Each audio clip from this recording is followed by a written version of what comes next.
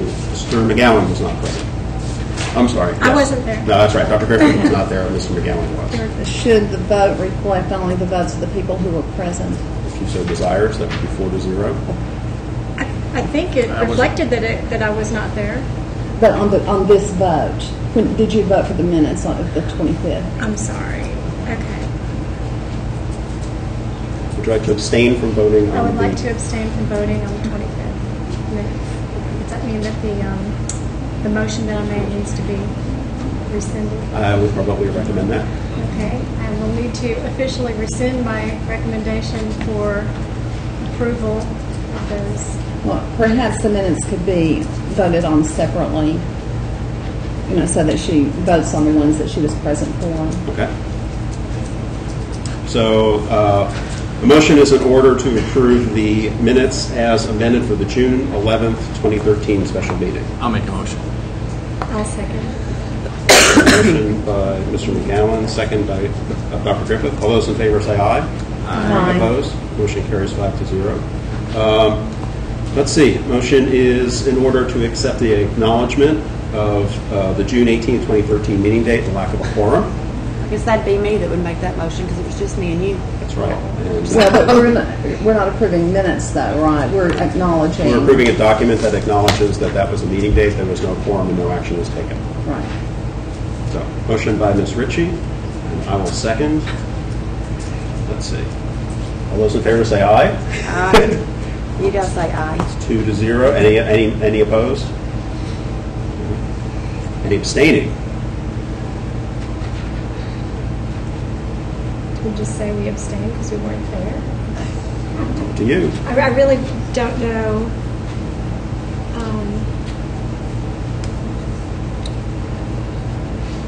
Are you there, Mr. Rosenthal? Yes, I am. Any comments, Henry? You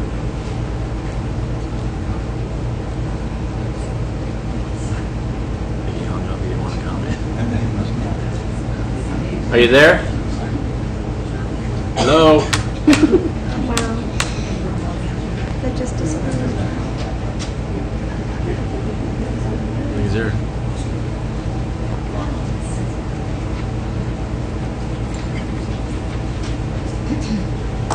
Well, that is resolved. Let's consider approval of the minutes for the June 25th, 2013 special meeting. Make a motion to approve that. Mr. McGowan makes the motion. Second? Second. Second by Ms. Hicks. All those in favor say aye. Aye. Opposed? Motion carries 4-0.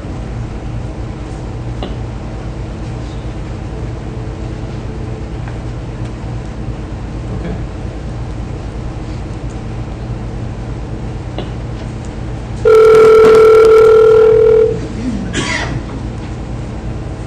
Your call has been forwarded to 597.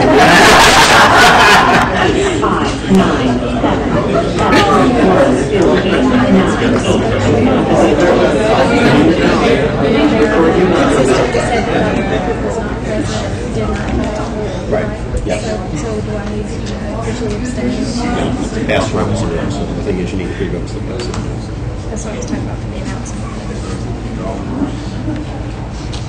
Can we just table that so we can talk to us? Well, let's proceed with the agenda. Hello? Hi, Henry. Can you hear us? For some reason I'm getting kicked off. I'm just part of that. Can you hear me? Yes, we can hear you fine. We have a question about minutes. Here you are, Matter. Here's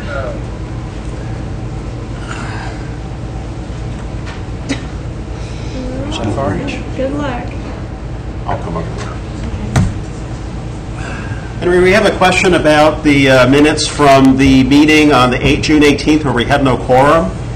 There really are no minutes for that meeting because there was no quorum, but there is an acknowledgement that that meeting was there and no business was taken.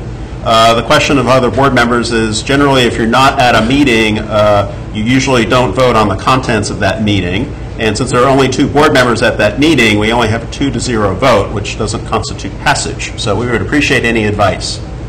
Well, I think that under the circumstances, with only a 2-0 vote, as a matter of law, no meeting occurred, actually. So, Okay? You're merely passing the fact that no meeting occurred as a matter of law if you get right down to it. Okay.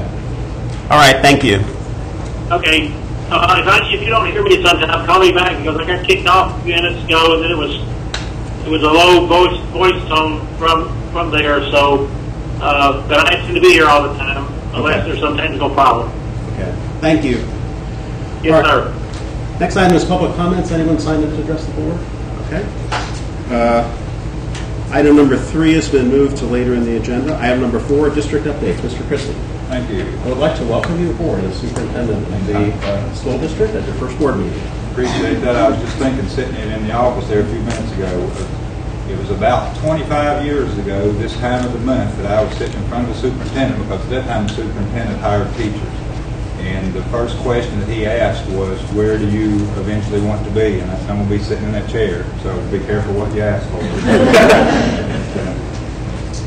Start off, I have a few things I'd like to bring out for you. Clark County Preschool is a 2013-2014 Toyota Born Learning Academy grant recipient. The grant sponsored by Toyota, United Way, and the Pritchard Committee. This innovative program meets a critical need in Kentucky communities: early childhood parental education. The school-based academy consists of 6 workshop sessions that provide parents with the tools to help their children succeed in kindergarten and beyond. The series teaches busy, overwhelmed parents and caregivers how to turn to everyday moments into learning opportunities. We will be scheduling a kickoff event in August to provide information to the community. Brenda Considine and Brenda Sykes received training in June and will receive additional training in July. We're excited to be a part of this opportunity for all the parents of the preschoolers here in Clark County. This school year, our elementary principals, all elementary principals, and Ms. Thompson, Ms. Considine, and myself will be attending the University of Kentucky's Next Generation Leadership Academy. The Academy is designed to assist our building leaders in the development of new learning systems that are designed to improve and deepen learning for all students and to increase the percentage of graduates ready for college and career.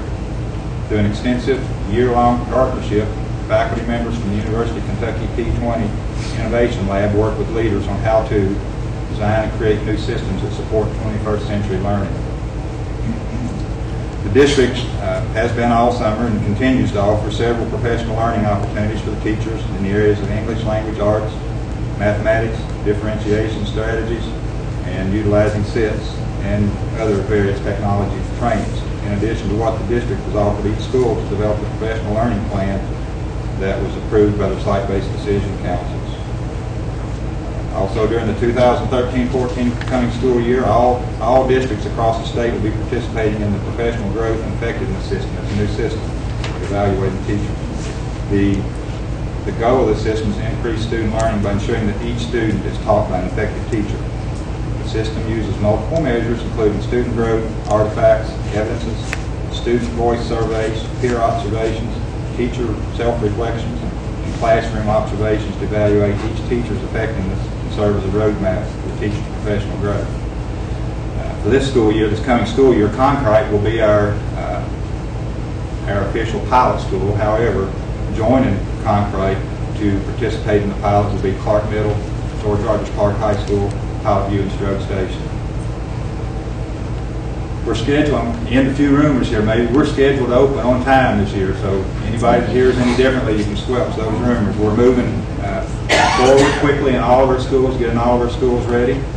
GRC, the teachers are moving in, they're already setting up the rooms there. The radio system to assist the administrators and the fire and police personnel is due to start going in next week.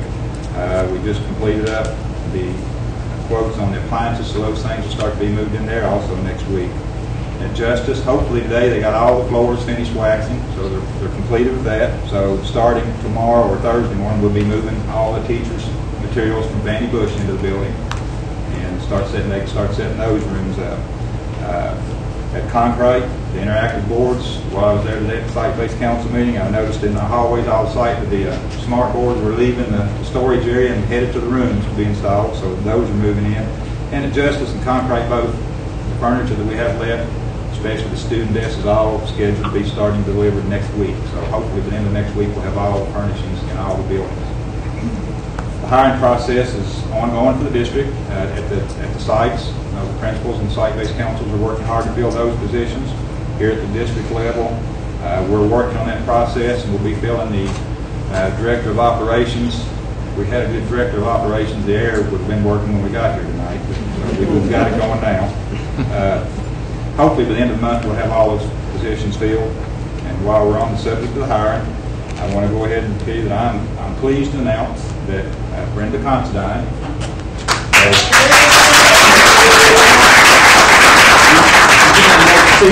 see what I was going to say. She's accepted the position of the Chief Academic Officer, Assistant Superintendent for the Clark County School District.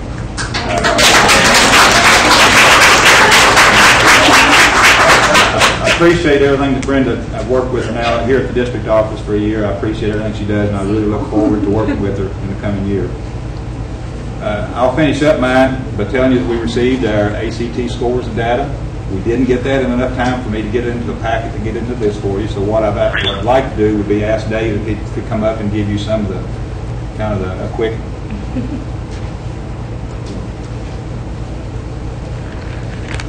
And when he's finished, we'll follow up with all the data and everything to you in hard copies and everything as quick as we can. Good evening. As Mr. Christie mentioned, I've got a couple things here to talk to you about. He's asked me to mention to you, talk about the ACT results that came back. A lot of this information is still not completely been digested by the school, nor has it been, I guess, really released completely. But basically, when we looked at 2013 ACT results, this is for the junior class that took the state assessment. We had 385 students that tested. We increased our English composite by 1/10, which was not a large gain, but it was a positive gain from 18.3 to an 18.4. One of the ones that I'm most proud of is I can tell you in math, we went from an 18.2 to a 19.1. So we had almost at a 9/10 gain in the mathematics composite. Reading, similarly, went from an 18.4 to a 19.3, so we had another 9/10 of a gain there. With science, yet B, we went from an 18.4 to a 19.4, so we had a full 1 point gain in the composite in science. And the overall composite, we went from an 18.4 to a 19.2, so we had an 18 point.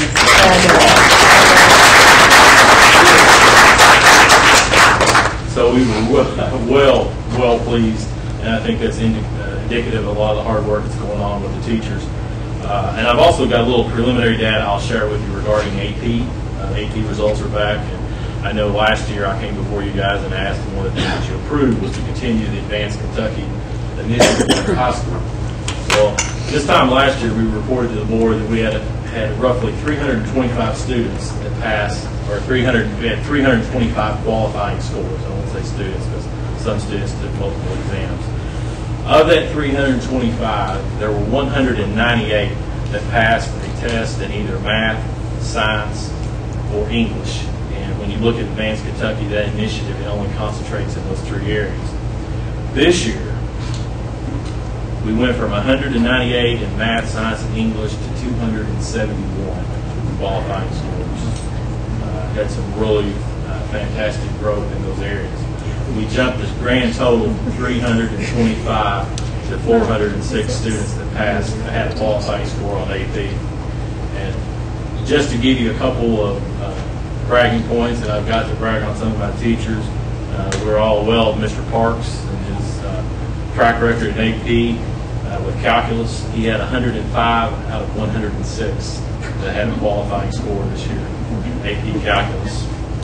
I think it's impressive that he had 106 people take the exam. Next year it's going to be more. He is probably, as of right now, I think he's on track to have about 100, close to 125 this year that will be in the class. Biology, since I have been here, I think the most we had was one kid pass AP Biology. This year we were 11 of 20, so we're right at 55% of the kids passed AP Biology, which is really phenomenal. I can tell you that our numbers this year, we actually have 3 AP Biology classes being taught. Our numbers are growing rapidly. Physics was 13 of 14, so that was a rather good there. Also, even though it wasn't an advanced Kentucky class, human geography was 14 to 15. Our English lit language is much improved percentage-wise, as well as the number of students that pass. I will tell you, as we're looking to grow the program this year, we've also added, we will start with AP Psychology. We have roughly 60 kids, and we had to actually turn kids away. We have 60 kids registered for AP Psychology. We have an AP Economics class that has, I think, about 25 kids in it. And then Computer Science, we have like 66, I think, registered for 2 sections of AP Computer Science. So our AP program is definitely growing leaps and bounds. And after I look at this year's results, and I'm thinking towards next year, I'm thinking I may have been a little, didn't ask for enough money. So. But we've added a lot of growth. I can't thank the teachers enough. They're working hard. All the AP teachers volunteer their time to work with the students after hours. And they're tied in with kids and kids are successful. So I think it's the success we're having on this is tied, I think, also into the quality core, the stance we've taken with it, trying to increase the rigor across the board. So anyway, we're well pleased. So are we. Thank you. Thank you.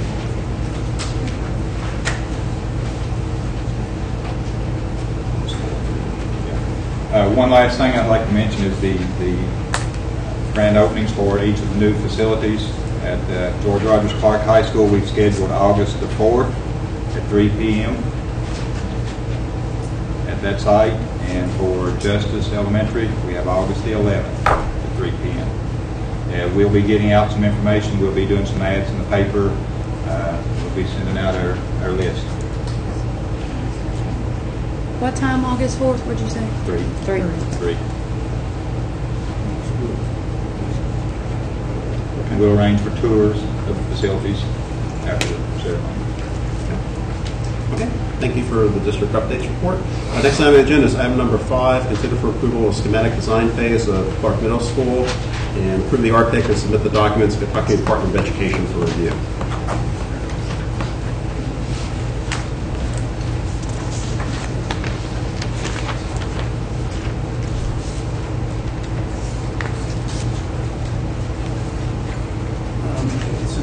You all got the plans?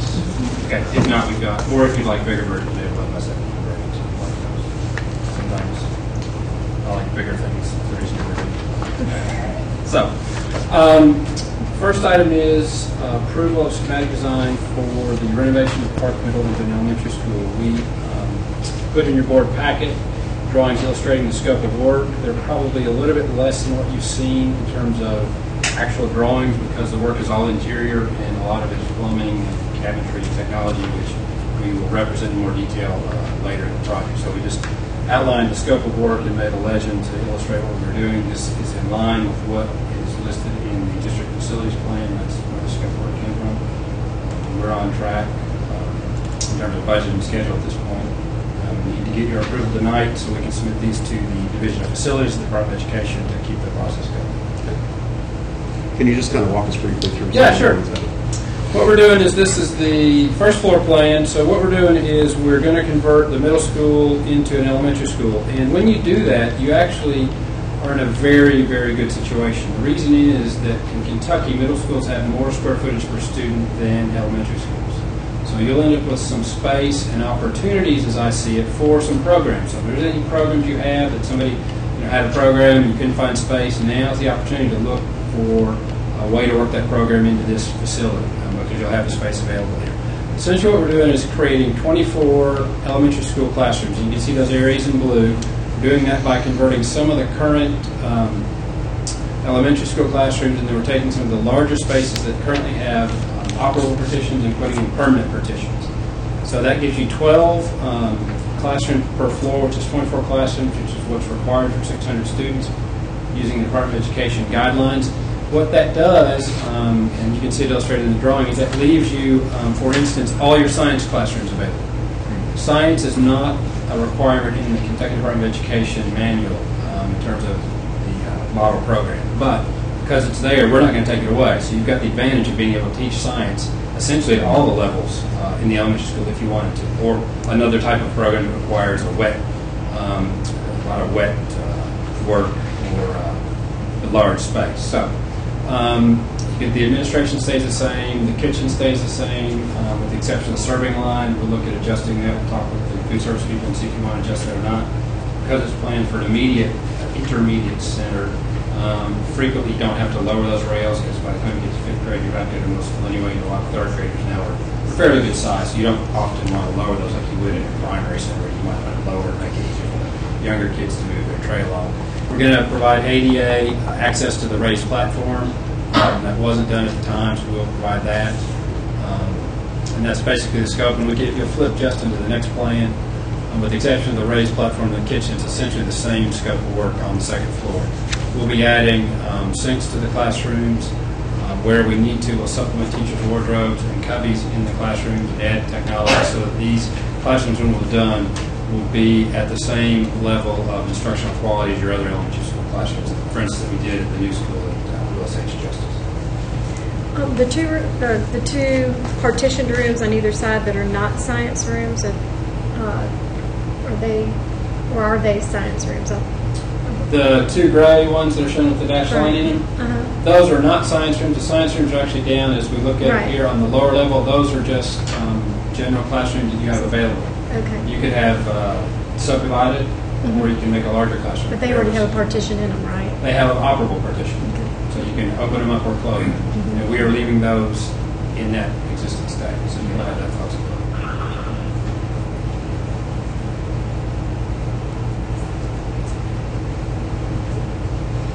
Any other questions for Mr. Smith? If not, a motion is in order to approve the schematic design phase with Clark Middle School PG 13-1-251 and for the architect to submit the documents to the Kentucky Department of Education for review.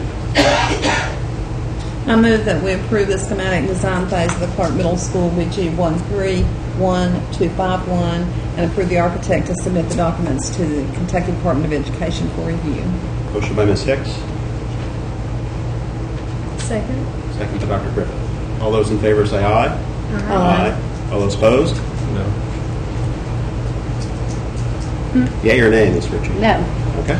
Motion carries 3-2 with Dr. Kudak, Ms. Hicks, and Dr. Griffith voting in the affirmative, and Ms. Ritchie and Mr. McGowan voting in the negative. And number 5A is approval of, this is an addition, approval of timelines for Clark Middle renovation and GRC renovation. Yeah, just if you remember that the last meeting I presented a timeline that I developed based on the scope of each project, and I noted that it was a little bit different than the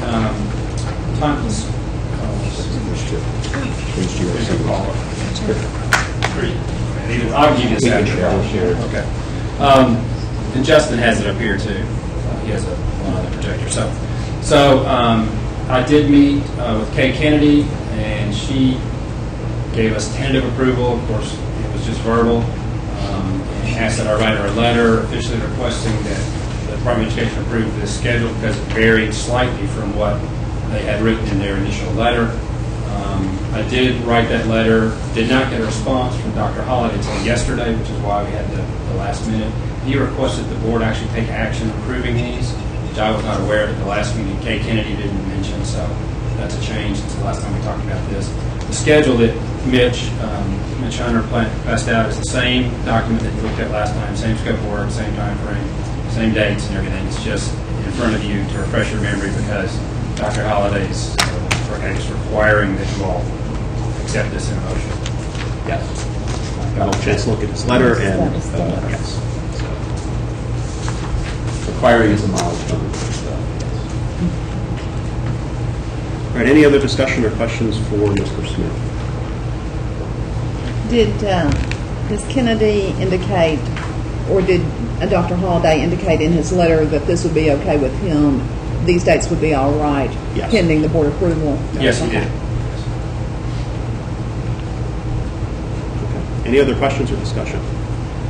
If not, motion is in order to approve the timelines as proffered by Sherman Carter Barnhart for the Clark Middle renovation and GRC renovation. I move that we approve the timelines as presented for the George Rogers Park High School renovation and the Clark Middle School renovation. Motion by Ms. Hicks. Second. Second by Dr. Griffith. All those in favor say aye. Aye. Opposed? No. No. The motion carries 3-2 with Ms. Hicks, Dr. Griffith, Dr. Kudak, and voting in the affirmative, and Ms. Ritchie and Mr. McGowan voting in the negative. Thank you, Mr. Any other questions? Thank you.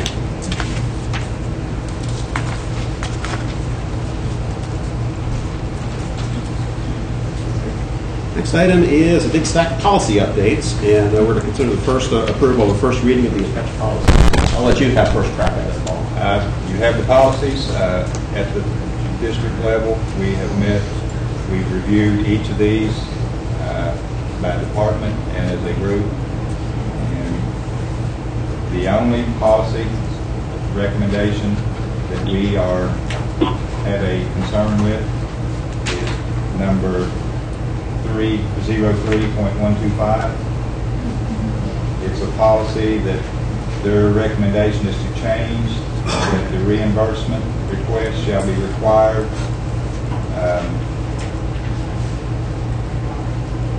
I think they put a 1 week. Within a week of Within when a it's week of when incurred. it was occurred. Now, I understand, and we do that with the Red Book. For all of our field trips, we do that. But this is a huge paper item, pushing item for our staff here. That would mean that all of our itinerants, anybody in the district that submits travel requests would be doing it weekly, which would potentially quadruple the work on our accounting staff. So our request, our recommendation was to leave that policy the 30 days as it is currently written. All the other policies that we've gone through, we recommend KSBA vote. I had some questions about some others that I presented in an email, but I didn't get responses back. Shall I present those now? Sure. On the use of school property, these are on pages 24 and 25. There was a note at the beginning that said, if the district assigns a district-owned vehicle to one or more employees, contact the KSBA consultant for suggested language to require adherence to the IRS guidelines for that taxable benefit. Does that require board action for us to ask for that wording? I would say as long as you can correct me if I'm wrong, as long as the district-owned vehicle is used on district business, there is no tax benefit. Okay. The tax benefit would accrue to the district, not the Okay, individual. so we have no one who comes under that. Okay. I also asked about, also under use of school property, one of the notations in the new recommended policy is that employees shall not perform personal services for themselves or for others for pay or profit during work time and or using district property or facilities. District property being used for unauthorized purposes shall be reported to that employee's immediate supervisor. My question dealt with if in our technical classes we have instructors who are using school facilities to show their students how to paint a tractor, or I don't even know if they do that anymore, but if they're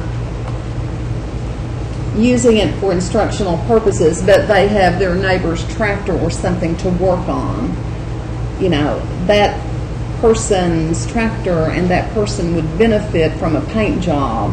But if it's being used for instruction in a technical class, does that still... Well, it's not district property then, is it? It's somebody else's tractor that they're loaning. But we're using district property and facilities. You'd be using district facilities, but if it's somebody else's tractor, I mean, you've not signed over the tractor or sold the tractor. So Okay. And I think... But we're performing personal services for others, aren't we? You know, if, you know, Dr. Kudak, if you bring your tractor to the ag shop to be painted, okay, that's a personal service that's being performed for someone else by the district. The teacher presumably would be instructing the students who would be doing that free labor, if you will. I just wondered if we needed KSBA to have some revised wording if indeed we decide that it's okay for technical classes to do work on things that enhance the learning within that program without being in violation of a district policy. I can contact Ms. Bass at KSBA and see if she has any clarification on that. I would think a policy on use of school property that's relatively tight and really communicates to everybody that if it's school property, it needs to be used for school business and school business only. I think it's very important. So Right. And I would not suggest that. diluting the wording of this in any way. Okay. I support that, but I know that in some of the vocational technical classes, they use real work things to, as part of their instruction. So, and maybe that won't be an issue, but in our industrial tech classes, in the VOAG classes, possibilities. And under the district-owned telecommunications devices, I think there's a word, I believe there's a word left out. What the policy number is that? It's 03.1321. So same policy. It's at the, yes, it's under, toward the end on page 25. District-owned telecommunications devices shall be used for authorized district business purposes. However, if personal occurs, Personal use. I believe use needs to be inserted there. The next one I had a question about that I submitted in the email was 04.312 on pages 41 and 42, the school activity funds. Having to do with the federal tax exempt number requirement. What sort of time frame does this put on any of our booster groups or do all of our booster groups have a federal tax exempt number? Good Do you know question. about that, Gina? I don't know if they all have federal tax exempt numbers. I know it only takes like 5 minutes on the phone with the IRS to get one. Okay. It's not a long, lengthy process. So the booster groups know that they have to do this? Yeah, we're having a training on August the 7th with all the school bookkeepers, principals, and later that evening with the boosters.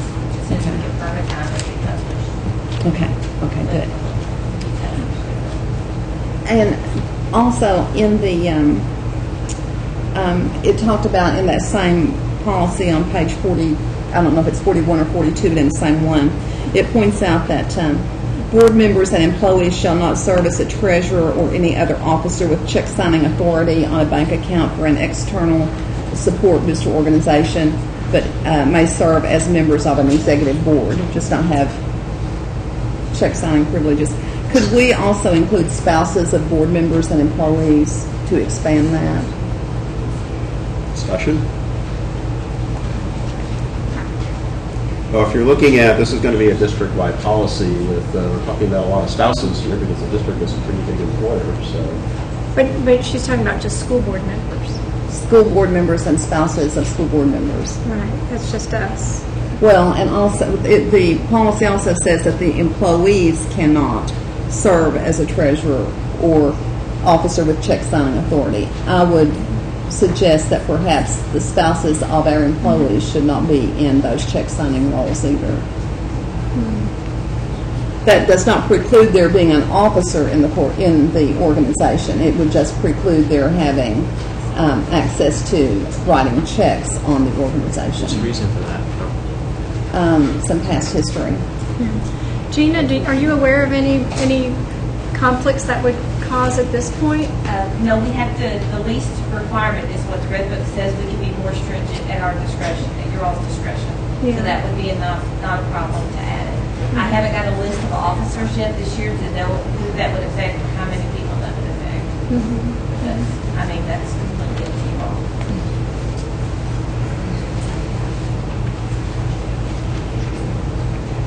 Ms. Amos, I'd like to see that information before approving any, or this will be the first reading tonight, and this will be Right. coming back Approving next it. month. So I think that's an important piece of data that we would need to look at. So seems to me there are a lot of employees who work very hard in the booster organizations. But, Yes. But yeah. And I understand the And they idea. can still work in it, and they can still serve on the board. Right. It's just right. that they wouldn't be treasurer or in the check signing I'll business. get that list from Rebecca. So that would be employees or spouses. The other remaining members. And board Right. members and spouses.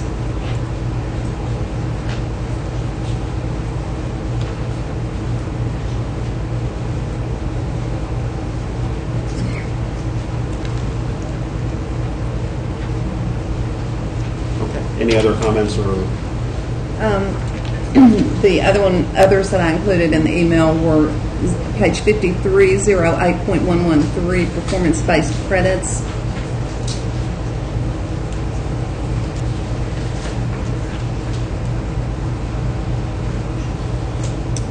Are credits and courses used interchangeably in this, and does it matter? Probably.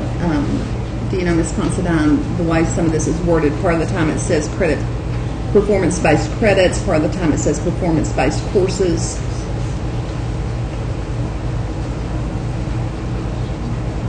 It's pretty much used interchangeably. Okay.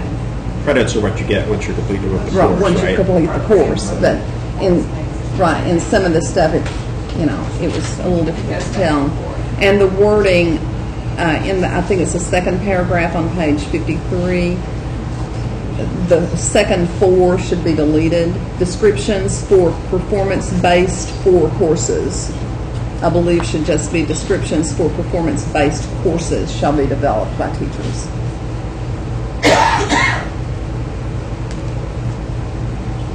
And the word following students should be who rather than that. Okay.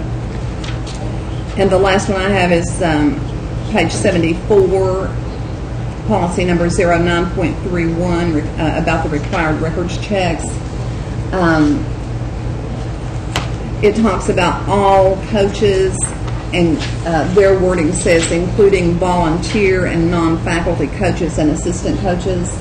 Since our district does not have volunteer coaches, should our policy for our district just say all coaches, including non-faculty coaches and assistant coaches? You know, we had an earlier board policy that we have no volunteers. If we have coaches in our district, they are all paid a stipend of some sort. So, What's the number on that one? 09.31 on page 74. So you move to strike including volunteer and non-faculty coaches and assistant The coaches. non-faculty could still be in there, just the volunteer part. Because our non-faculty coaches get paid, they're not volunteers.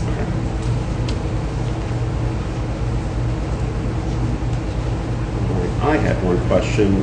Let's see, the very last policy, which is alternative education. And I looked at the KSBA narrative, and for those of you who are new to this process, the Kentucky School Boards Association, we subscribe to their policy service, which is a very useful service. They look at statutes, state laws, administrative regulations, a whole bunch of things that gets passed after the legislature meets, many of which affects various policies throughout the district, and that service goes through our policies with a fine-tooth comb and suggests additional language where appropriate. There are a couple of major changes. There were some changes in KRS 158, which deals with student health and safety. Notice some things about emergency plans in through here, and there are a lot of changes that also occurred because of 703 KAR 5:225, and that reflects the Department of Education's stress on next generation learning, next generation changes, etc. So a lot of the 21st century learning things which are coming out of Frankfurt are reflected here. My question on the last policy, which was 09.4341, page 78, I had no issue with the policy itself because it really reflected a lot of the things that we're doing in the district, but let's see, where did it say? In one section below, please, at the top, in one section note below, please check the option your board wants included or add alternative language. Then return a copy of your draft with your updated checklist, but I couldn't find where the checkbox was in the policy. So it may be something that we had added It's on already. isn't it on the cover sheet that goes with There's it? a check, but in this one, I haven't found that page, but is that the one where it talks about at all levels, It's alternative education, so it's, it may be something that we've done, and the checkbox they're referring to is on the front page, because when we get these Right. policies, there's a checklist Yes. of things you're going to take and not. Yes. So, okay. I didn't have any problems with the policy as offered, because it really reflected our practice, so. We'll look into that and see if we can,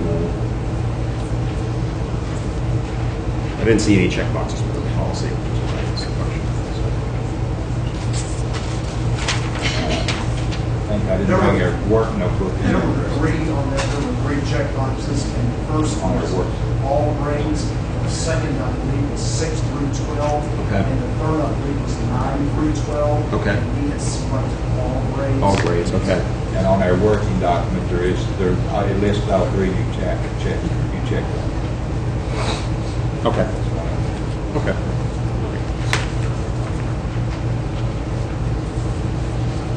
Okay. Any other comments, discussion, questions, suggestions? It's fine bedtime reading for all board members. Okay, so changes we have on the table for policy 03.125. That'll be to change 1 week to 30 days. And then let's see, we go up to policy 03.132. Actually, 03.125 has a companion policy 03.225. One is classified, one is certified personnel, so both would have to be changed. So the changes, the 1 week to 30 days there. The second set of policies is 03.1321 and 03.2321, which relate to school property.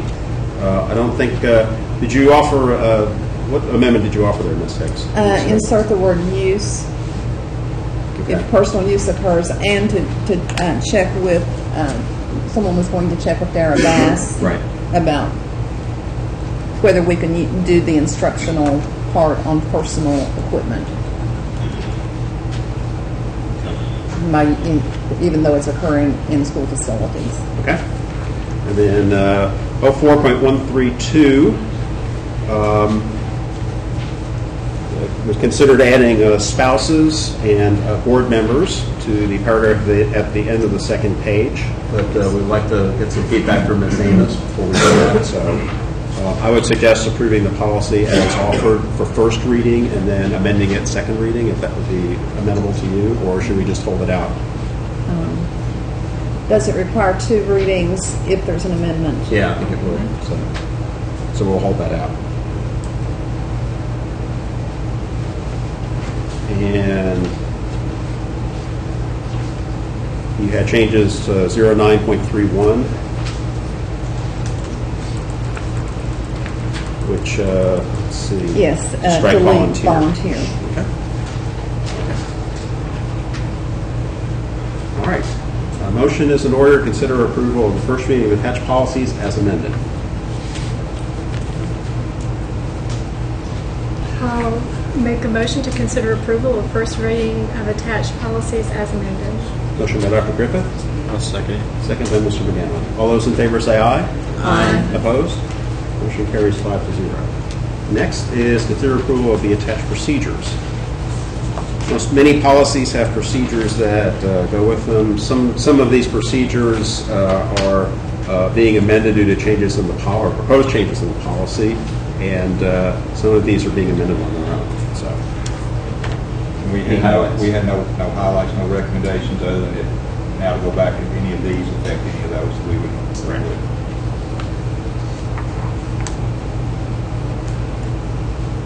any questions or comments on any of the policy or the procedures as offered for revision?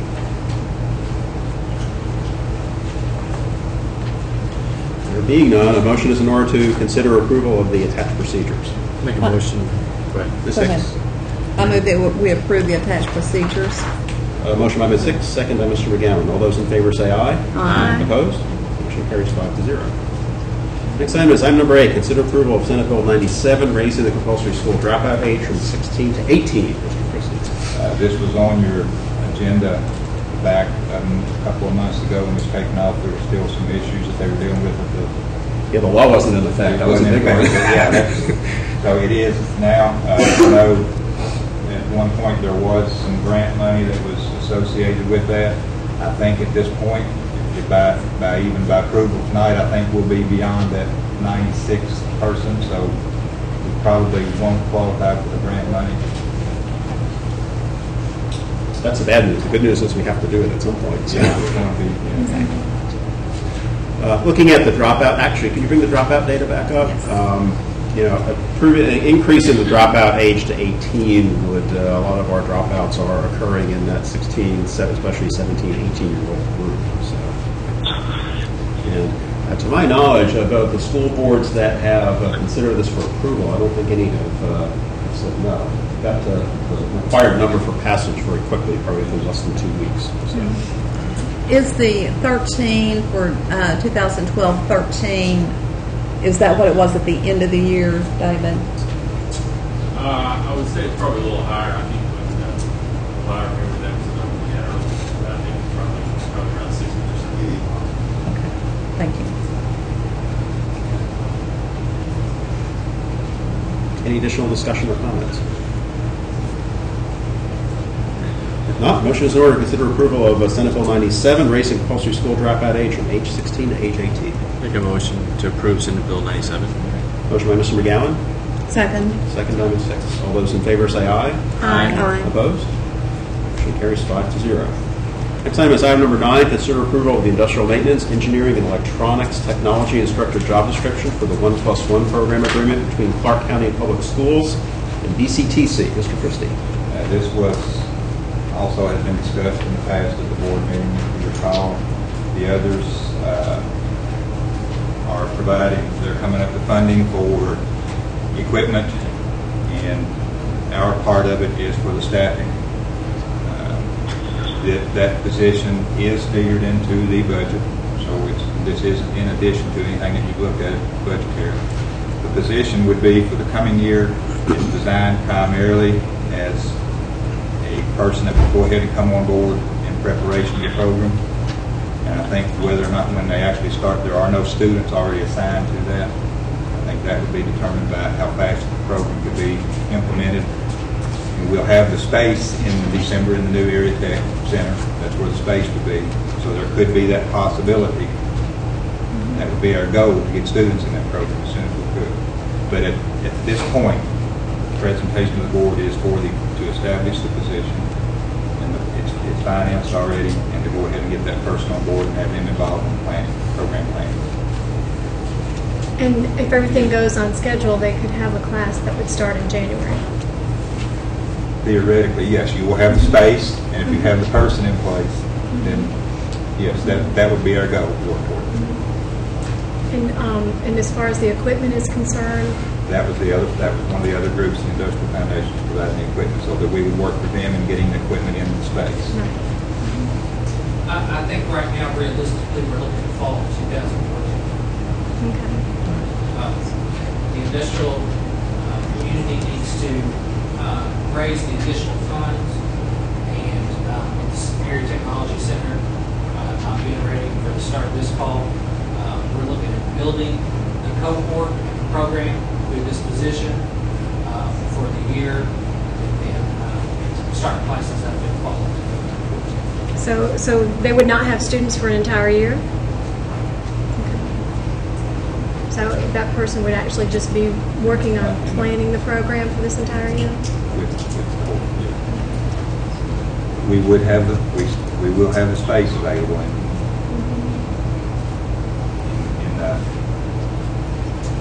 hopefully by December. If all goes well, we could start a program. We could start class in January. Right now, we're shooting for fall. And they're officially a district employee, so if we have some other stuff we're going to do, we can, David, keep them busy. we can keep them busy. We're trying. And so this is to establish the position for 2013-14, and we kind of understand that would be primarily for planning, not necessarily for implementation of a program until 2014-15. I had an email about this as well, and Greg, did you get the email as well about some grammatical changes to the to the job description itself? And I believe I sent you. No changes. Okay.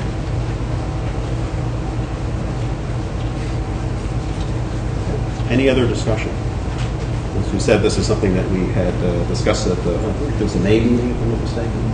So we're pretty sure. Yeah, and like we've been talking about it, Before that, yeah. It was back at the draft budget and then the Yeah, that's, preliminary budgets and draft budgets. All right, motion is in order to consider approval of the Industrial Maintenance Engineering Electronics Technology Instructor job description for the 1+1 program agreement between Clark County Public Schools and Bluegrass Community and Technical College. I'd like to make a motion to consider approval of the Industrial Maintenance Engineering and Electronics Technology Instructor job description for the 1+1 program agreement between Clark County Public Schools and BCTC. Motion by Dr. Griffith, Second. second by Ms. Hicks. All those in favor say aye. Aye. Opposed? Motion carries 5-0. And number 10, consider approval of custodial position at Concord Middle School. Currently, Concord Middle is allocated 2.5 custodial positions. Right now, we're down that one half position. It's a vacant position. The half-time position is it would need to be filled. That person left at the end of last year. As they've moved into the new GRC, the old GRC facility, they have assumed a much larger footprint in that building than they had at the Concord. They've almost doubled their square footage. Currently, to do that building, the entire building, there are 8 custodians.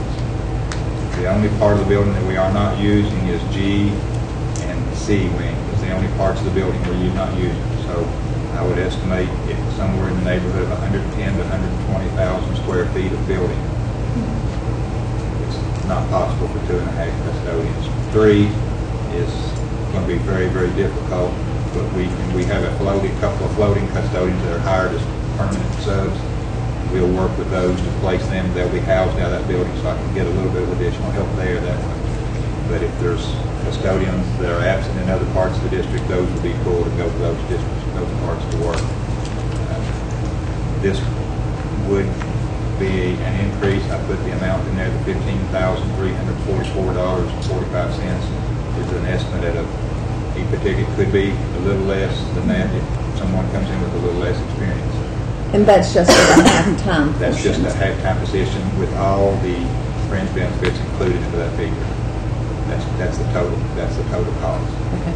What's the Section 7 funding? You know, we That's- usually don't have any No, Section you don't. 7, so where's the real funding coming from? That's general fund. Section 4 is certified based on our staff allocation plan. Section 5 is classified. Anything you give above the 4 and 5 allocation is called Section 7. Okay. And that's what this is. So how do we know how much money we have in Section 7? We anticipate a little over $7 million in carryover. It looks like we're going to finish the year a little better. Our tax dollars that were collected were higher. We'll close the year probably next week. I'm planning on doing it. Have that report to you at the next board meeting. But we will end up better than what we thought at this point. So we will have Section 7 funds. Yes. Will these custodians also be responsible for all the programming that'll be happening from the other schools that are coming in and using the facilities? Or We're working between the two principals on how we're going to handle that as For the far as custodians. for the custodial help for athletic events that may be happening in that building at the Okay. high school level versus the middle school level. I just know it's a lot of work. Yes, it is. And it's going to be, even adding this half position, very, very difficult. So it's going to be hard work. Well, as we add this position for the increased space and square footage that will be occupied by the school, do we have a comparable issue at the new high school with the additional space there, particularly the outside areas Yes. in addition to the inside areas? Yes, the grounds, we're picking up 90 acres to take care of out there. Right. So Is the same custodial staff same custodial there? staff, that's 8. There's 8 there. And are they being expected to do their extra without an Now, additional we hand? will assume some of that at the district level. I will, on the grounds part, we will assume some of that at the district level. I also will tell you that I am doing some research and looking at the possibility of contracting with someone to maintain that property, to remove our people completely from the exterior part of it, that being groundwork in summertime, also snow removal in the wintertime.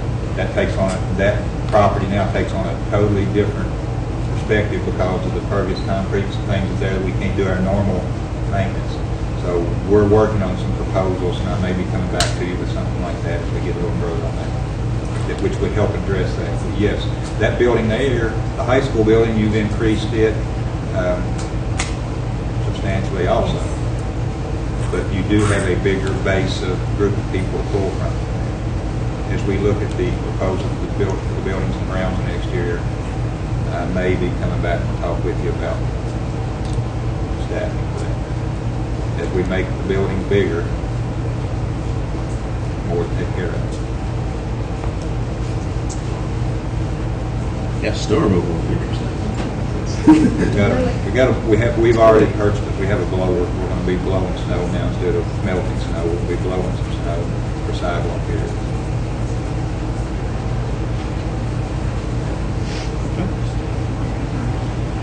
Any other discussion? If not, a motion is in order to consider approval of custodial position at Conkright Middle School. I'll make a motion to consider approval of the custodial position at Conkright Middle School. Motion by Mr. McGowan, Second. second by Ms. Ritchie. All those in favor say aye. Aye. Opposed? Motion carries 5-0. Now, Mr. Holland, item number 11, consider approval of Family Resource and Youth Services Center Coordinator job description. Hello, Scarlett Ryan was unable to attend, so I am here to represent and request that you consider the approval of the Family Resource and Youth Service Center Coordinator job description. We visited this several times before, so at this point I'll just ask board members if they are comfortable with the current language. So far, I think the additions look appropriate. Essentially, the issue here, just to review, is it allows people who have current positions to apply for positions. The language that was added, current coordinators hired for the 2013-2014 school year who do not hold a bachelor's degree will be grandfathered will be considered eligible to serve as coordinators without a bachelor's degree. They shall be eligible to apply for any coordinator positions that become available during or throughout their continuous employment with Clark County Public Schools. Will not be limited to applying only for the coordinator positions that become available as a result of closing emerging schools. I think that language reflects the desires of the board.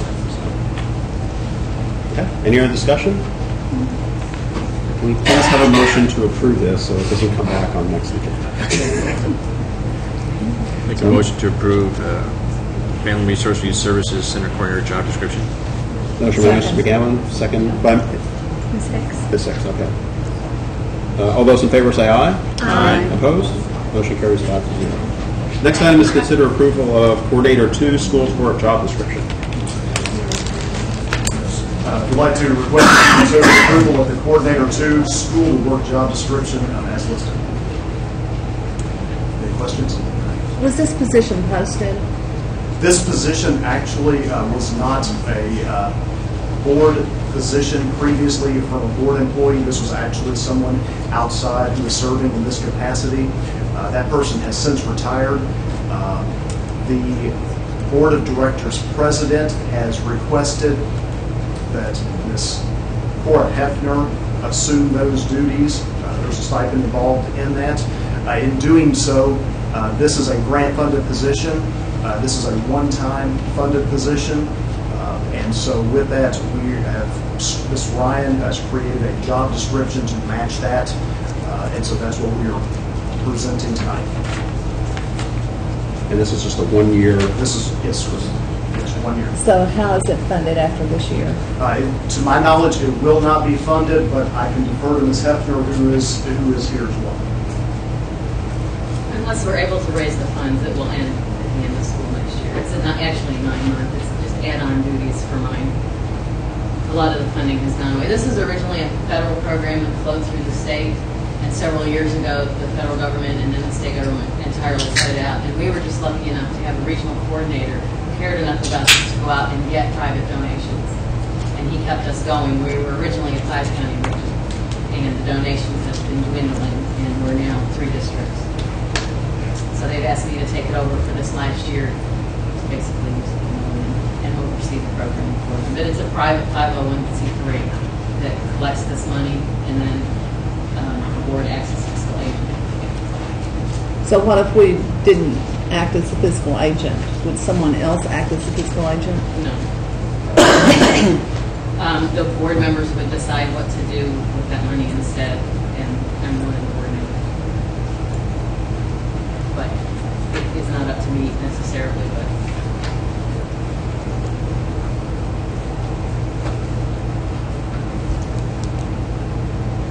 So the mini grants are not for salary, they're for the actual project. Absolutely.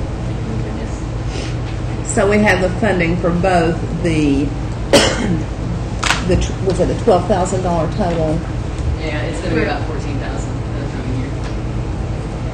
And that will cover the stipend for me, but it will also cover the mini grants for the 3 districts.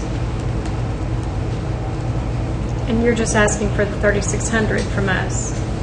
Just asking for the job description. It's not from you, just permission to accept that as an add-on duty for this coming year, so that I can oversee all 3 of the districts and make sure the money's spent properly and that the mini grants are done and all the reporting is done. Okay, within your role as community education director, what do you give up in order to do this?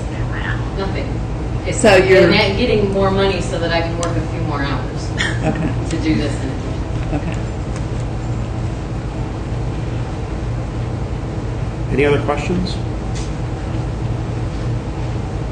If not, a motion is in order to consider approval of Coordinator 2 School to Work job description.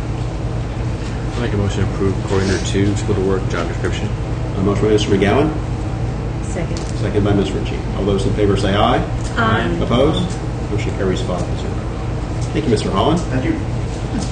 Next item is item number 13, consider approval of renewing the KEDC membership agreement. Ms. Amos. We are part of a bidding cooperative. We currently belong to 2. Last year we belonged to 2. Central Kentucky, and there was no cost to belong to that, and KEDC. A couple of the differences between them. KEDC is part of KPC, which is Kentucky Purchasing Cooperative. It's a bidding cooperative, and we operate under model procurement here. So anytime we spend over $20,000, it has to be bid. With KEDC, they do that for us, so we can just buy straight from their list, where CKEC doesn't. They offer a wide range of services to us as well. And we're just asking permission. We belonged last year. Dr. Ferris thought it would be nice if we let the new superintendent decide if he will continue and call.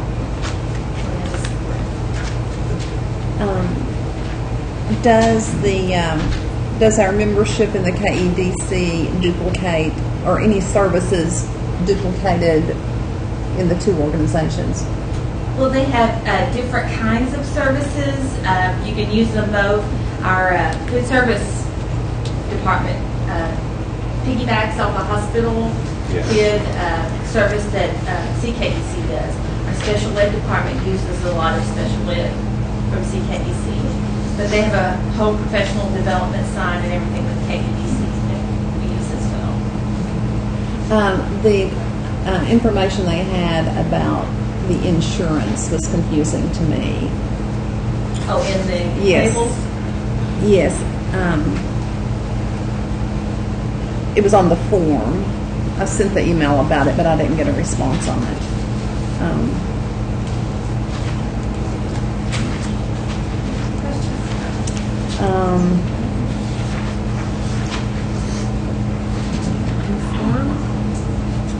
It was the attachment.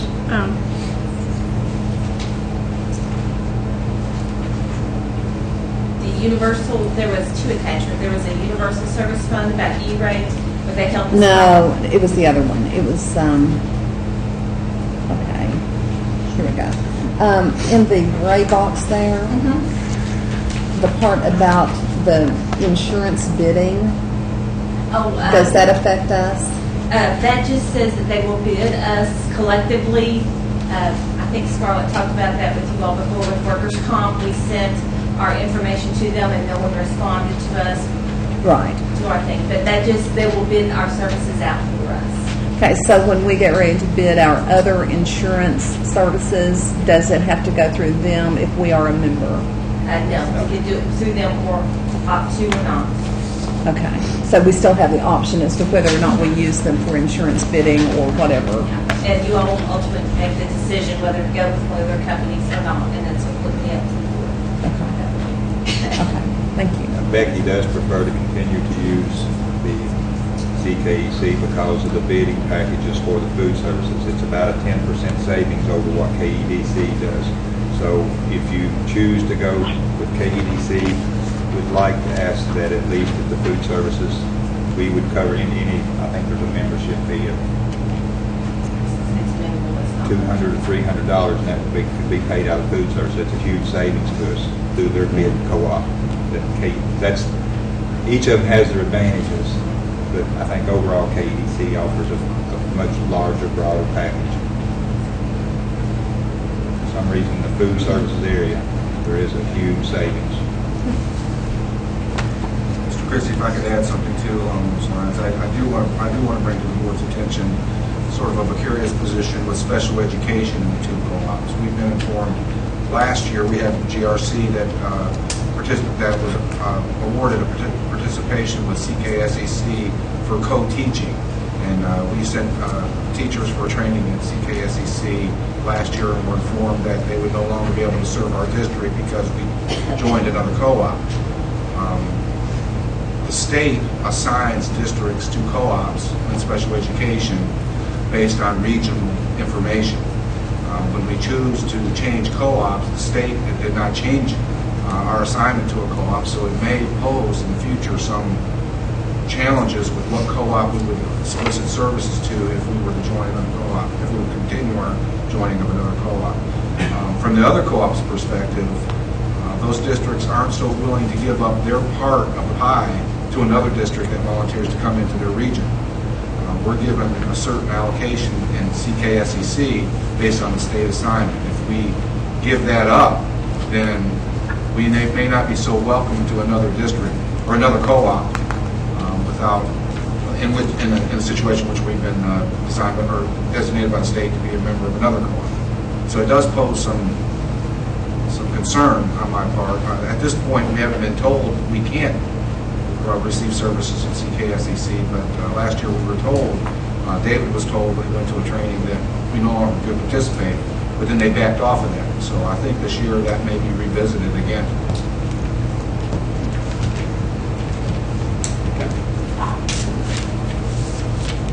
Other questions or comments or discussion? If not, motion is in order to consider approval of renewal of the KEDC membership agreement. Make a motion to approve or renew KEDC membership agreement. Motion by Mr. McGowan. Second. Second by Dr. Pickard. All those in favor say aye. Aye. Opposed? Motion carries 5-0. Thank you, Ms. Amos.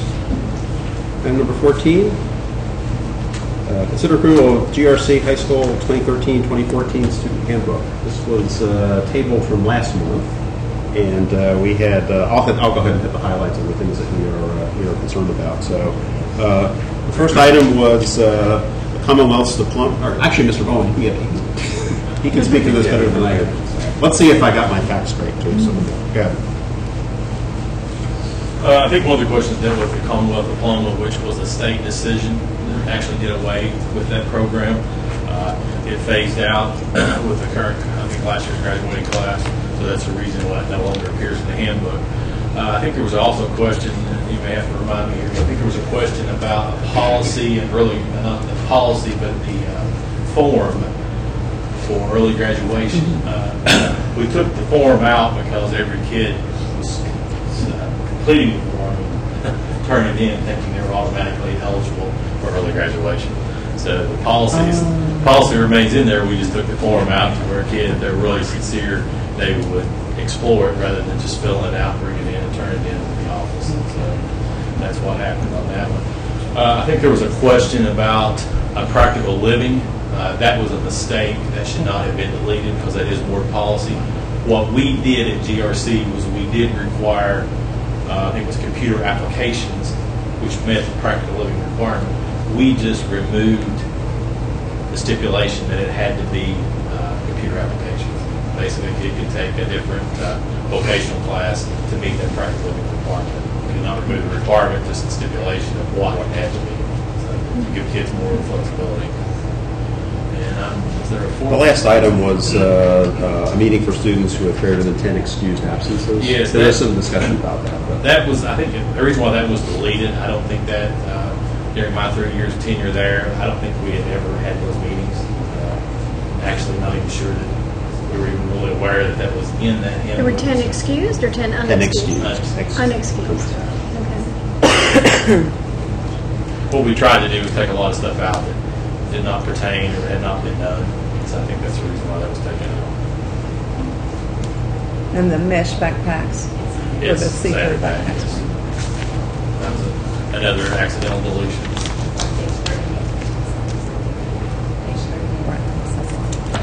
Yes, thank you. And I think there was a typo too. We found Boonesboro was missing. We caught that wrongly. There are some others, but I didn't. We'll get those. Give me a year, we'll get it. Yes. Okay. All right, any other questions? So on this 10 excused or unexcused, I'm assuming that at various times with attendance, the principals, assistant principals counsel with students as to talk about attendance, not just the 10 magic number, but we do have conversations going on with kids, don't we? Yes, there are two Scott Humphrey and Robbie Graham basically work as attendance officers at the high school. That's their main focal point, their responsibility to work on attendance. They send letters out. I know John Lennon makes visits, and then Scott follows up with home visits and ultimately files the paperwork for board when they get excessive absences. I believe that satisfies the questions the board had left over from last month. Is there any other questions from Mr. Bowen or any further discussion? And the Commonwealth, the language about the Commonwealth diploma is reflected in the policy 08113 we just passed. All right, if not, motion is in order to approve the George Rogers Clark High School 2013-2014 student handbook as amended. Make a motion to approve George Rogers Clark High School 2013-14 student handbook as amended. Motion by Mr. McGowan.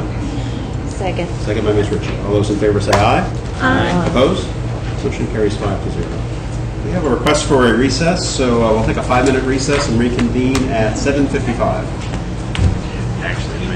Actually request. What do you say? He's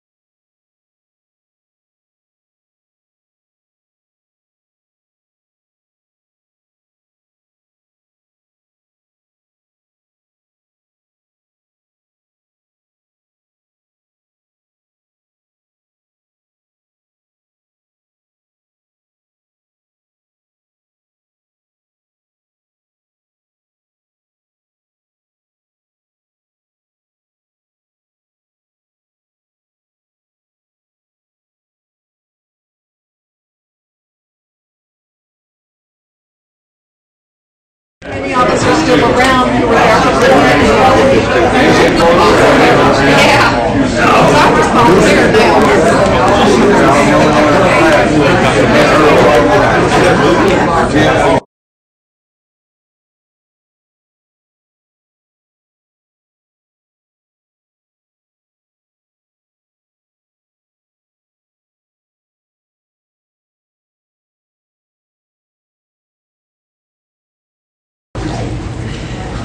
Is that the first time you've used it?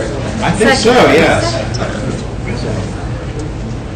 All right, we reconvene at 7:58 p.m. Next item on the agenda is item number 15, consider approval of funding of Willis H. Justice Elementary math curriculum. Ms. Taylor. Good evening. I want to talk to you about our math program that we currently have at Willis H. Justice Elementary. With the consolidation of Fannie Bush and Central Elementary, we have created the largest demographic elementary school in Clark County. It has the highest free and reduced lunch for its population. It has the highest special ed, the highest ESL, the highest disabilities.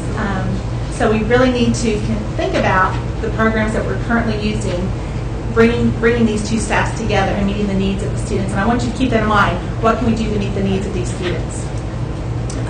One of those things when we had the accreditation review back in February, one of the requirements that they asked for was that we come up with a math program in the district that is aligned and meets the needs of all of the students K through 12. Central and Fannie Bush teachers had gotten together back in the spring and they looked at different curriculums, and the curriculum that they had chosen was a particular curriculum that meets the needs. It focuses not only just on the general population, but it focuses in on those subgroups as well. It focuses on those students that may need some higher order or some differentiation. It focuses in on those students that may need some interventions with RTI. So it's just not a program that's just a canned program to meet the general population, but it meets all those populations. So it's a rather expensive program. It's going to cost about $50,000. It's a very solid program that it's aligned with the Common Core standards. It spirals. So it begins in kindergarten and it spirals through those grade levels. So the students are getting reviews on those, flashbacks on those all the time on the skills that they need to be successful. I don't have $50,000 out of my budget. So I'm asking for $35,000 from contingency to help meet the needs of these students. Now, granted, that's a lot of money, but it is going to, the $50,000 is for, if you bring in Pilot View and TRAP next year, it's going to, there's going to be curriculum enough for those students as well. So it's just not the curriculum for the students we currently have, but for those coming into us as well, and for those moving over to the other school. So that curriculum would follow them as well. So it helps with that transition. Question. Mr. Christie and I and Dr. Griffith spent a Saturday at Lexington learning about 21st century learning and some of the initiatives that are coming through from Frankfurt. Can you address how this curriculum will help to address those needs? Ms. Considine, please chime in as you feel free. Well, that was one of their big focuses, was 21st century skills. It has a big piece on technology and how students can use technology in math, and using those technology that we currently have at Justice. We have the e-rides. Students are going to have iPads. They're going to have the Kindles. So they're going to have a lot of technology to use for those 21st century skills. And that math program really supports those skills. It has a digital service for each child, so they'll be able to access it from home. And 3 through 5 will actually have a textbook, which I know that we always talk about textbooks, and we currently do not have them with the programs that we're using, investigations and everyday math. We do not have a textbook that children can take home with them. Parents have a hard time sometimes helping with homework. What do? I have something as a guide, and with investigations and everyday math, we don't have that source. So the K through 2 is consumable, and it will be something that the school will have to purchase next year, every year. But the math books at 3 through 5 will come with the digital, and then service for 6 years. And then when you purchase the consumables for K through 2 the following year, then they will receive the digital at the end. If they choose not to do the consumable books, then they lose that technology. Part of my question is, this is for only a segment of our elementary schools. What happens if this segment uses the Envision or whatever this new program, but then we have half of our elementary students at Strode and Providence and Hannah McClure? What's going on with them in terms of a standard math curriculum within our district for elementary? Are we going to be doing another $35,000 to $50,000 next year to get them in the same curriculum? Right, and that's a discussion for later on, but it does meet the needs of those transitional students. So if a student does leave us and they go to another school within the district, whatever curriculum they are currently using, because this program spirals, that they should get that same curriculum no matter where they go. Because if you're following the standards and you're following the pacing guide, those standards are going to be addressed. We want a curriculum that's going to address our population right now with these students that are in transition, they're moving this year, and some are going to move again next year. And then you're going to have some more students coming in. We need something that's going to meet and be standardized for that population. We're looking at it as the primary source. And so for English language arts for elementary, we have Treasures. That is a primary source for elementary schools that we adopted in 2006. Yes. Yes, it's getting very dated and it doesn't have that technology piece, but we've tried to enhance it. Our problem with math is that we're very fragmented. We have different programs. So when a student from Fannie Bush moves to Strode Station, they've been using everyday math. They're going to kind of change pedagogy a little bit when they go to investigations. So our goal is to try to come up with a program that would combine the best from investigations and the best from everyday math, and that's essentially what they have done, but they built it around the new standards. Our current programs are not built on the standards per se. We have to tweak them to get them to fit the standards because they were developed prior. So this meets the standards. Does it also give room for going above and beyond? Yes, and that was one of the things I had addressed, that it does meet those. It's differentiated. So if you have students that are excelling in math, it does have a curriculum that meets their needs as well. It was developed after the standards were adopted. So as being developed prior and then trying. And it addresses those creativity and critical thinking skills that we've been talking about. Yes. And it has formative assessments are big in this program. I mean, so teachers recommend. Yes, I mean, they're provided. And the way it is set up, it actually starts with a daily count, which.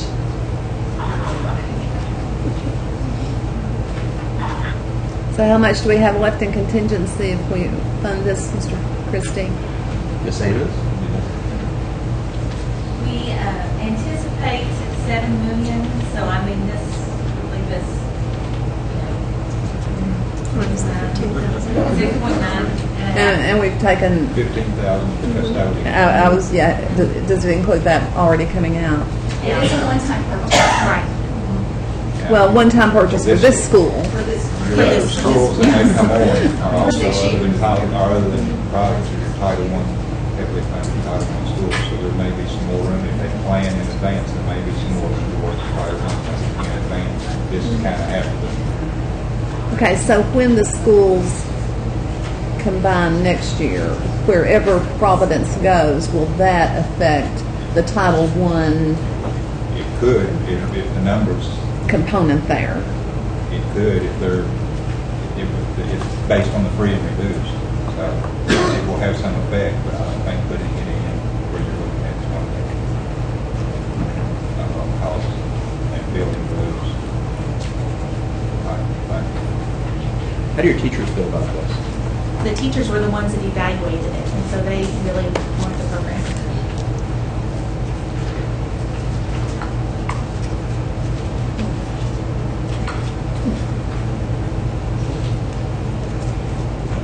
Any other comments, discussion, questions for Ms. Taylor, Ms. Considine? I'm for it. I think it'd be good. I really If anything's a pilot program that works here, we'll The students will thank you for it. Mine will be attending there. Eventually. All right, no further discussion is, actually, I'll ask for your recommendation. A motion is in order to consider approval of funding of Willis H. Justice Elementary math curriculum. I make a motion. Go ahead, Larry. Motion by Ms. Ritchie, second by Mr. McGowan. All those in favor say aye. Aye. Opposed? Motion carries 5-0. Thank you so very much. Now, my wife does math tests in the office. They have to figure out their heart rate and all that sort of stuff. So we'll be checking back on you guys. So. Okay, next item is item number 16. Consider approval of annual ARC/504 chairperson approved list. Mr. Stump. Good evening. Prior to the beginning of every school year, we are required by federal regulations to come before the board and ask for your consideration for approval of our new list of personnel by title that can serve for your permission as chairpersons for 504 special education ARC meetings. We do this every year. The list that's before you is unchanged from several years past. So we're just continuing to ask for the same positions to be approved as chairpersons for our district for the upcoming year. Any questions for Mr. Stump? Why do they require you to do this every year? It's just federal law because that can change. And as Mrs. Hicks has brought to our attention over the years, we do need to be very conscientious with this because these people can appropriate board funds during these meetings. So we have to be very careful who we allow to function in that capacity, and that those folks are very trained in how we appropriate board funds for meeting the needs under federal laws for kids with disabilities. Does this reflect any substantive change in years past? It does not. Any questions or discussion from Mr. Stump?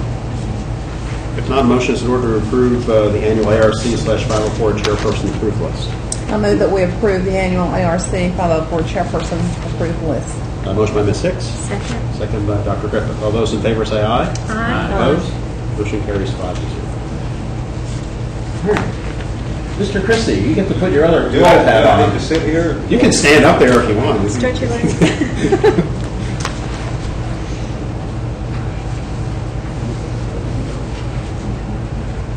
Item number 17 is to consider approval of pay application number 15 from Codell Construction Company services for the concrete renovation project in the amount of $253,391.62. Sorry. Any questions? Now run back over here and make your recommendation. If not, a motion is in order to approve pay application number 15 in the order of $253,391.62 from Codell Construction Company for construction services for the concrete renovation project. Make a motion to approval of pay application number 15. Motion by Mr. McGowan, Second. second by Dr. Griffith. All those in favor say aye. Aye. Opposed? Motion carries 5-0. And number 18, pay application number 20. Codell Construction Company for construction services for the new Willis H. Justice Elementary School project in the amount of $516,745.56. It's getting there, isn't it? It's getting there. Any questions? If not, a motion is in order to approve pay application number 20. I make a motion to consider approval of pay application number 20.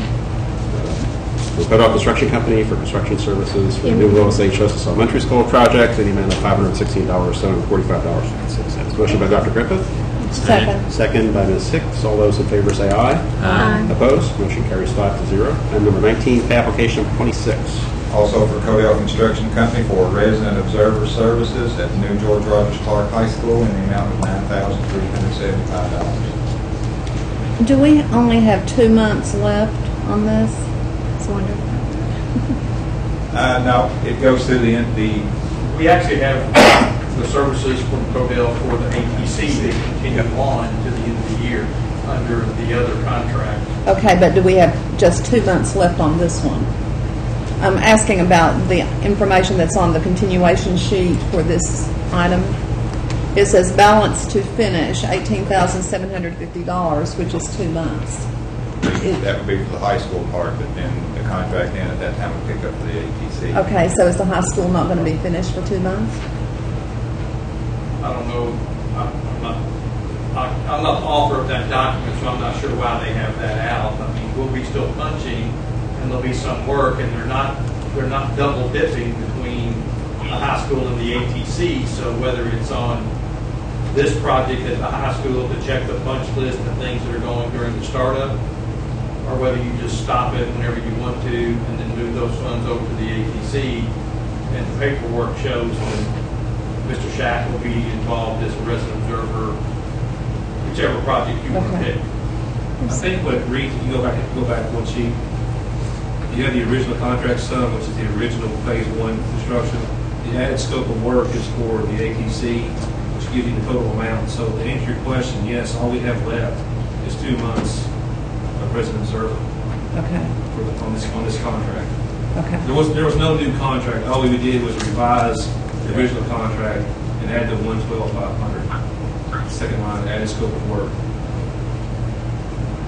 So will there be another contract for the finish of the ATC? Well, I think what's happened is, maybe, correct me if I'm wrong, Ron, but I think that the job has been extended, has it not, as far as through weather days? Yeah, it's not so much, there was a few weather days on the ATC, but I think we actually ended up, when we were trying to determine whether we were going to do it as a change order or actually bid it, things got moved out, and we did lose some time, and so now we're back probably further than the original estimate that might have been there. And I'd have to go back and check and see, I guess, Kenny, if the 112.5 is what we have on the BG1 for the ATC. Right. I mean, I don't know whether that's a number that we used that they carried over for this particular contract as a added scope or say change order. And so we could just then determine if we want to, if we're going to have monies, I guess, for August and September, and we're talking about October, November, December, at least another 3 months to try to carry that forward for the ATC. Sounds like where that would be in terms of this being one contract for resident observer services for the entire scope of work or entire project.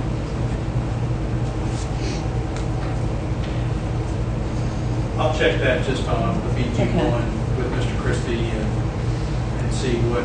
Yeah, what I didn't know if this were binding us just in 2 months. We're not going to have Herman anymore. Well, you could go ahead. I think there would be a problem as long as he's not already skating someplace else.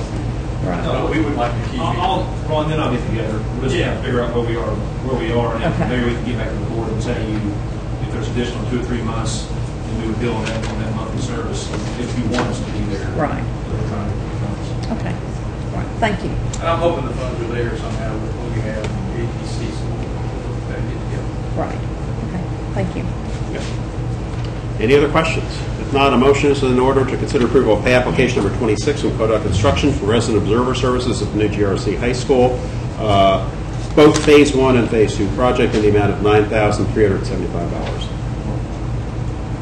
I move that we approve pay application number 26 from Codell Construction Company for resident observer services at the new George Rogers Clark High School, Phase 1 and Phase 2, in the amount of $9,375. Motion by Ms. Hicks. Second. Second by Dr. Griffith. All those in favor say aye. Aye. Opposed? Motion carries 5-0. Item number 20, pay application number 32. From the general contractor D.W. Wilburn for the new George Rogers Clark High School project in the amount of $829,919.72. That's a big one. And we're almost done there, too. So,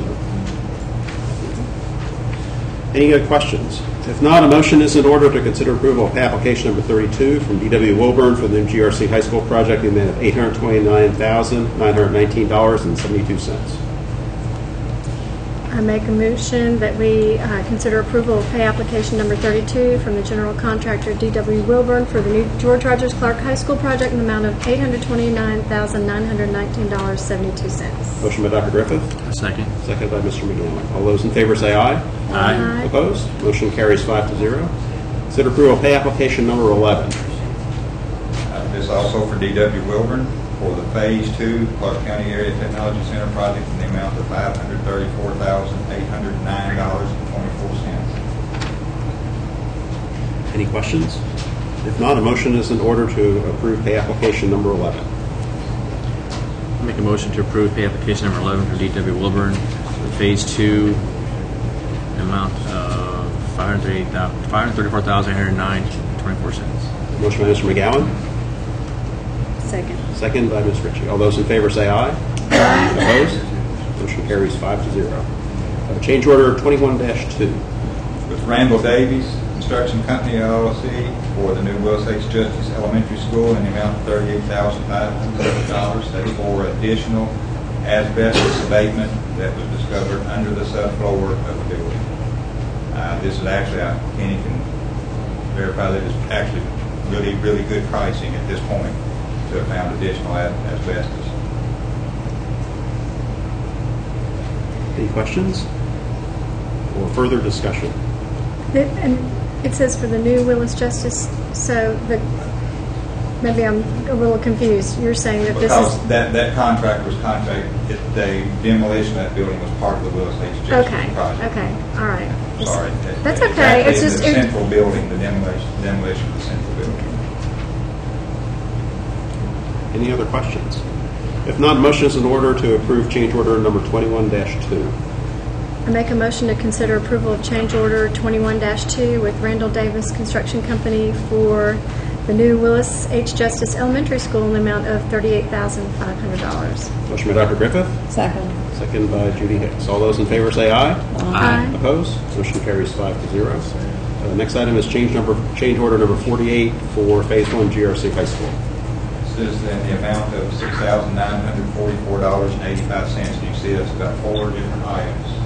It's addressed there. Want to touch on each of those quickly? The first one, in the amount of $1,055.70, is to add carpet to the front vertical surface in front of the auditorium in front of the stage. Second part, in the amount of $783.15, is to provide HVAC materials required for the elevator machine room, and that was written after the code change by the building inspector. The third one is it's graphic film that's in the amount of $2,070. That's in those windowed areas that looks over into the media center, where we use the colored railings out in the other part of the building. As people walk upstairs, we needed some film tint across that, so because the glass goes all the way to floor level, it's just a privacy issue thing. So that's what that one was. The last one was to remediate the sinkhole. That was the amount of $3,036. That was out in the south end of the student parking lot. It's much rather than a sinkhole, it's almost where a washout area that is repaired and put back. So it's not a sinkhole. I don't think it's going to be an issue after this point anymore.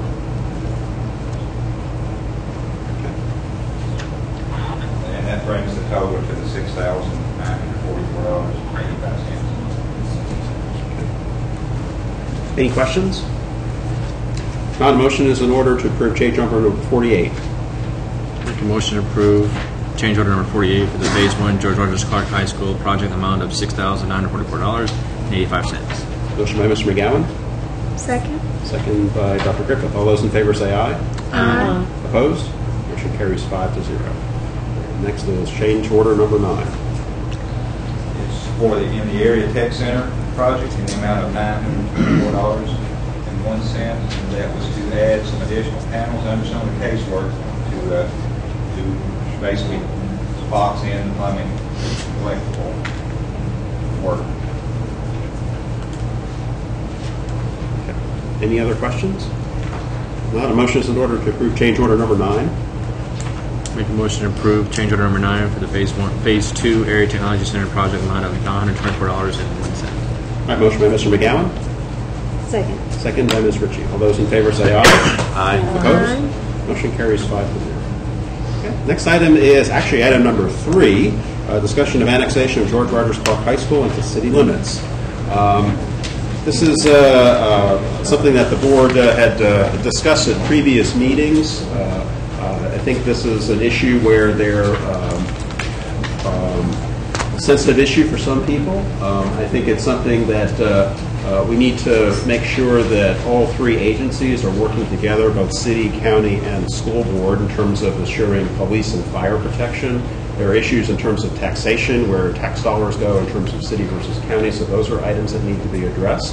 And it's a rather big topic, and Mayor Bertner and Judge Branham have agreed to come out and help us discuss this topic.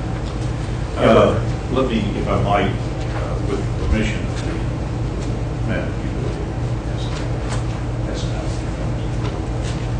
for those of you who do not know, the gentleman to my left here is Matt Belcher, our city manager, who has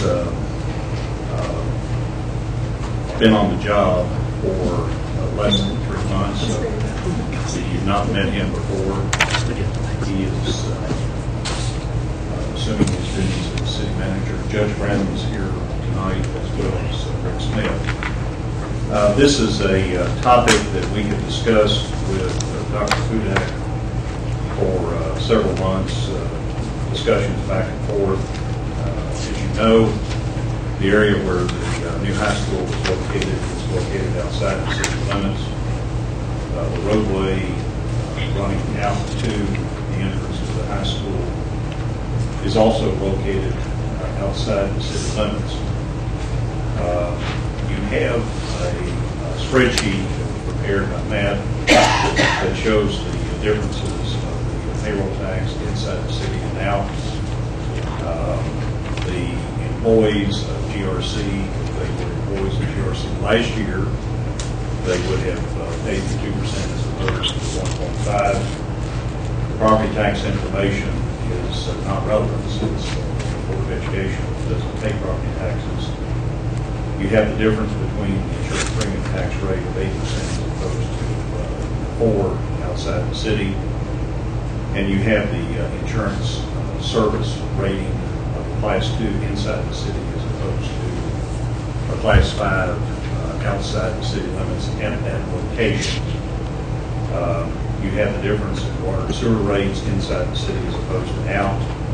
And then in the sheets that run after that, I would call your attention to the very next sheet, which would reflect that the amount based upon usage of 218,000 gallons roughly per month, that your monthly bill inside the city would be roughly $3,500, outside the city $4,500. So the additional expense to the Board of Education to pay for water and sewer service at that location would be approximately, the figure shown there, or $12,000.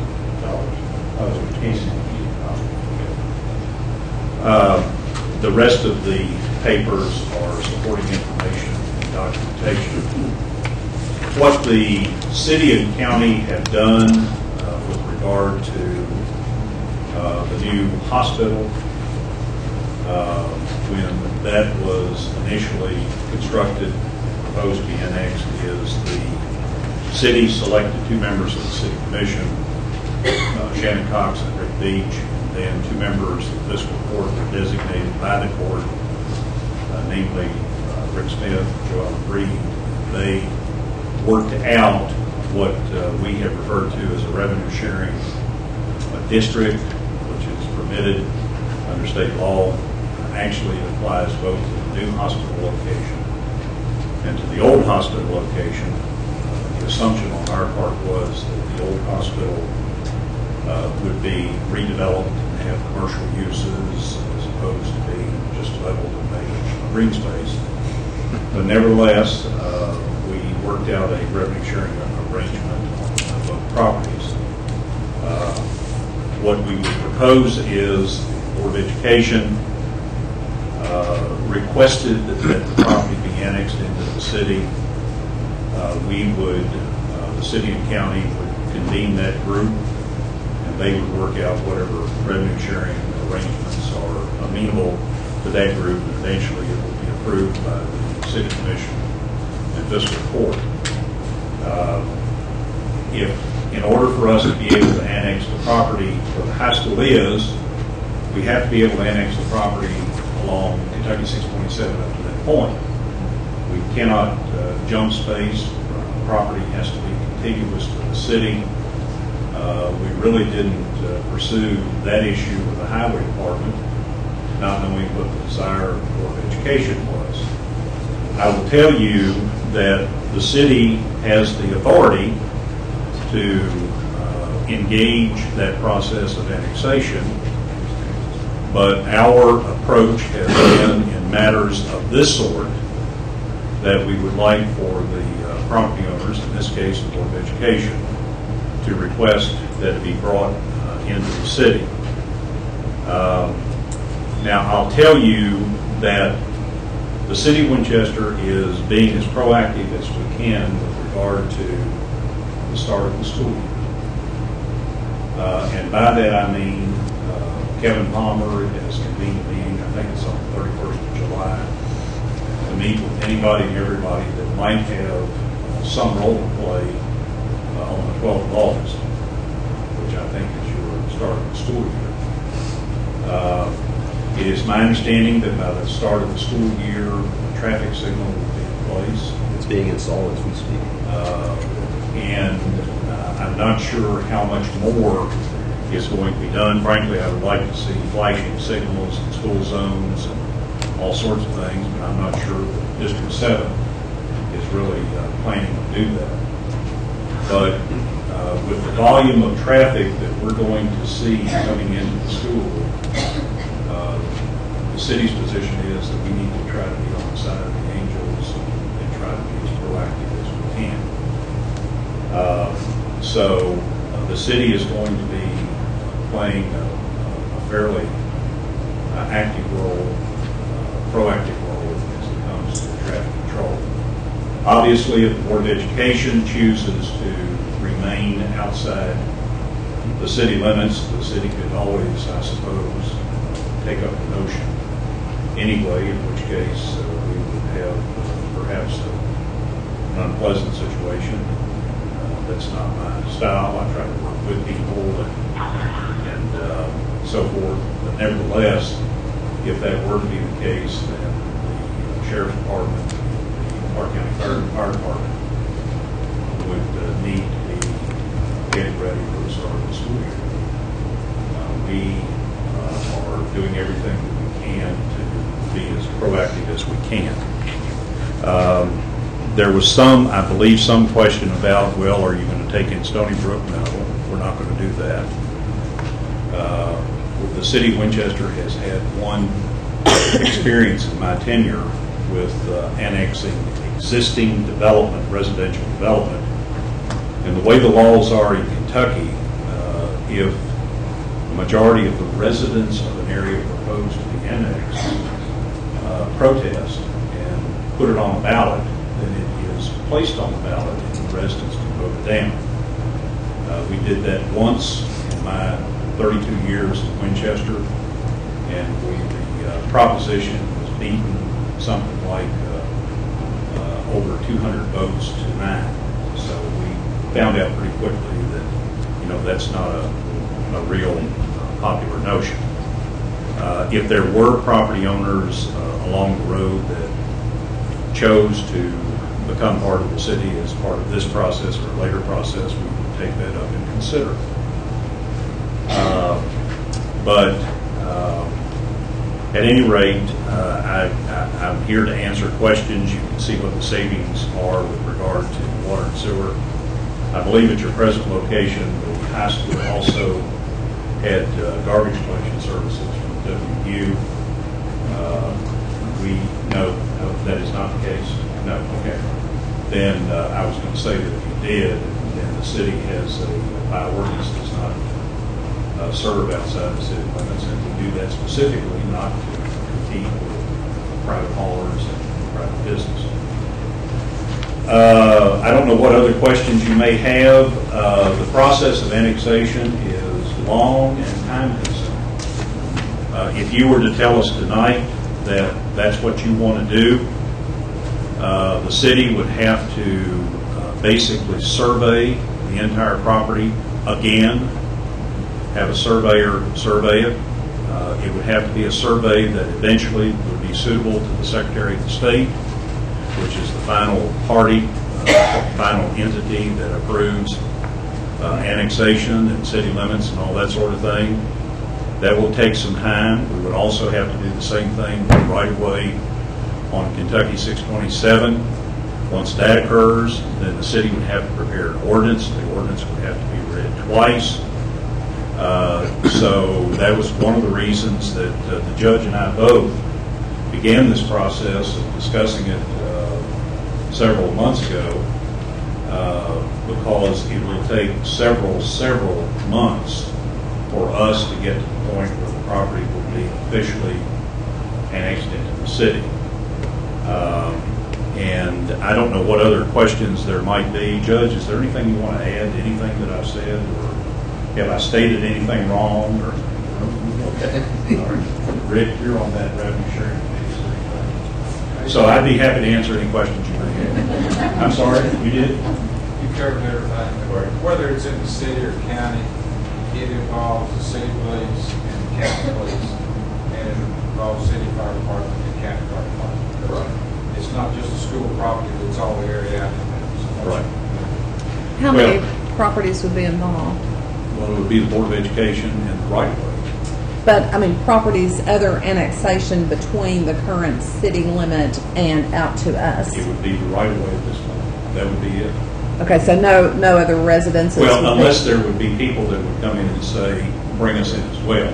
And I've not had any discussion with any other property owners. Now, it's my understanding that there are some property owners that might have an interest, but I've not had that direct conversation with anyone. So at this point, we're only talking about the Board of Education property and Kentucky 627. And there was a thought that popped into my head. It's been a long day. We had just finished a meeting at City Hall dealing with the Sunday sales issue, so we just finished that up a little bit ago. But at any rate, Can you comment on the fire insurance rating and the potential cost therein? I have no idea. I have no way of knowing what the potential savings would be. The lower ratings are better, correct? The lower ratings are better. What happens is that they're called ISO ratings. ISO stands for Insurance Services Office. And the Insurance Services Office is not a governmental entity. It is a creature and a creation of the casualty insurance companies. And what they do is they fund an organization that rates fire protection systems across the country. They do it in all 50 states. And they rate the fire protection systems on a scale of 1 to 10. 10 meaning you have no protection whatsoever. Class 1 meaning it just doesn't catch on fire, period. The City of Winchester is a Class 2 fire protection rated system. We received that rating in the mid-1980s. When we received that rating, we were I believe, only the third city in Kentucky that received that. The other two were Lexington and Louisville. Since that time, others have received that rating.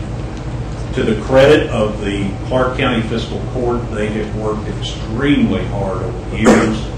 They have invested dollars. They have really done everything that they could within the context of the resources that they have to achieve the Class 5 rating.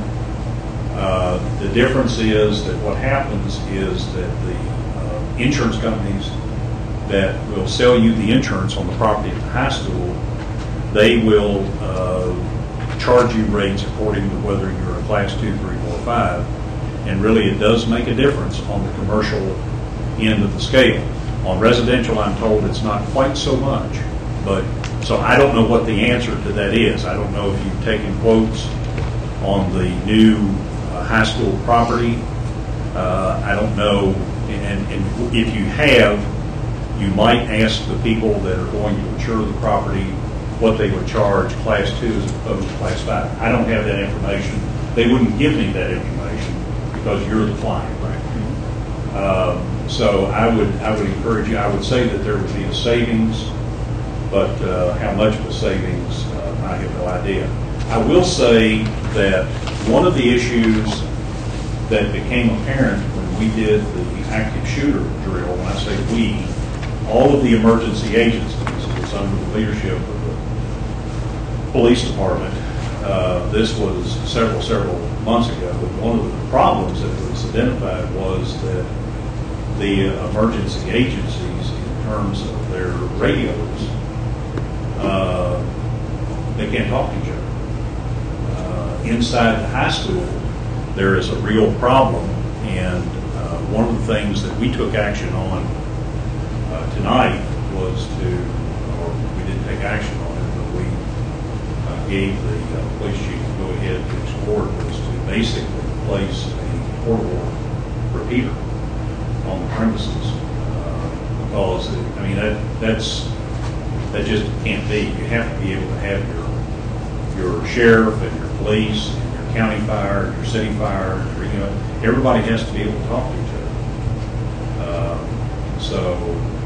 It's my understanding there's also an issue with cell phone service in that area, but that's not something that as a public agency we can deal with. That's really other people outside the realm. So,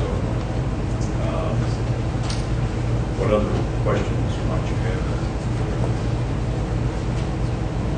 I think from the Board of Education standpoint, emergency services are probably the real critical thing here. So, I do understand, right now that high school sits in the county, so the legal responsibility for emergency services rests with the sheriff's office and the county fire department. So, how many fire trucks does the county fire department have, Judge?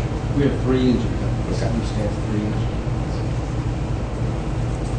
We had a major problem, they would be there very quickly. And I got to tell you that one of the things that is absolutely true and has been for years, if there's a problem anywhere in Clark County, everything you got is going to roll to that location. I mean, it's been that way in my 30 plus years. I always have told the fire department, if there's an issue or a problem, whether it's an accident or a fire or a catastrophe, or it doesn't matter, we go first and we sort out jurisdiction later. Right. And there have been times when, under that policy, the city has gotten to a fire location before the county has. No big deal. I mean, we just deal with it as best we can. There have been times when the county has assisted the city. When you've got a major problem going on, and you're looking at losing several buildings and the risk of life and land and property, I don't know of any public official, elected or appointed, that would not commit every single resource that we have to dealing with that situation in Clark County. And I can tell you that there are counties in Kentucky in which that is not the case, in which you stop that fire truck at the city line and you don't go any further, and going in the opposite direction, you can't have all kinds of jurisdictional issues and people don't get along. They try not to get along. But we try as best we can to work together for the common good and for the greater good. So The other thing I would think, okay. Mr. Chair, and board members and Superintendent Christie, I didn't want to sit back there and not say anything. I appreciate Mayor Berker taking the lead on this and Matt getting all the numbers together.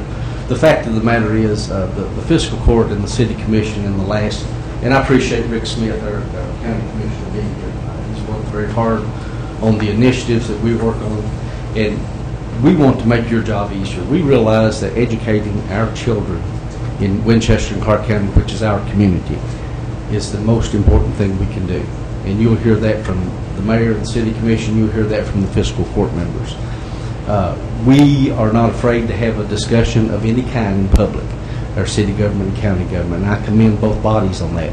It takes a lot for them to do that, but they do that. And when the mayor talks about the 2 city commissioners and the 2 county commissioners sitting down and having a conversation, that's to forward our community. And, you know, the board is going to make a decision, and what we want you to know from the county and the city is that we will work together to make whatever your all's decision is as smooth as possible. And we will be there to support you and the Board of Education and the whole education community as you do what is the most important thing in the community. As Mayor Bertner pointed out so adequately, we work together. And that's the way we're going to do. We're one of very few counties in the state of Kentucky that are in competition with a city within our border for payroll tax. Well, I commend Mayor Bertner. He and I met in 2006, and we knew this. He was city manager for 24 years. I was a magistrate and a county treasurer. We knew this existed, but we was not going to let it deter us from making this the best community. So we committed to each other, and our legislative bodies committed to each other that we would work together on this issue. We would not let it be a deterrent, but we would work together. And I think the hospital agreement, the zones that were created there, if you look at those, that's a classic example of the way the city of Winchester and Clark County work together. So just wanted to say that. Didn't mean to interrupt you, but thank you all very much. if there are no other questions, I don't know if you plan to vote tonight or some other time or what you had planned to do. There was one other thing that I wanted to say on a slightly different topic. It does relate to the beginning of the school year. I had a conversation with one of your employees this past weekend, the school bus driver, and he requested that we do something to honor the school bus drivers. We're all time doing proclamations and that sort of thing. The judge and I both do. I think it's either the second or third week, or maybe they're back to back. One is the school bus driver appreciation week, and the other one is the school bus safety week. And I would very much like to work with the Board of Education and the judge, because they have got the drivers have got a tough job, especially when it's bad weather and inclement weather. So if we could work toward that, it would be in October, and that was a 3-minute search of Googling the deals. So I think those are the dates. If we could plan to do that later in the year in October, I would appreciate that very much. I think we need to recognize those drivers. That's all I have. Any other questions with Mayor? Discussion about how to proceed. Just what are our benefits and what are our negatives? Well, let's talk about those. This is the proper forum and the proper time. So. I mean, obviously, there's cost savings. On the surface, everything looks really good. What is the difference in response times for city versus county out to that property? Well, I think you all can chip in on this, but the city fire department and police departments are bigger than the county fire departments and police departments. One of my concerns would be, we talked about emergency, and I don't think there's any issue that everybody would respond in case of an emergency. But one of the other things I always think about is day-by-day things. Okay, we've got a traffic light that's going in on 627, You know, we've got turn lanes which look pretty good right now, but they may not look so good on the first or second day of school, or the second or third week once the travel patterns get themselves straightened out. So there may need to be, you know, more or less a permanent police presence, much like we have now with people directing traffic out in New York City.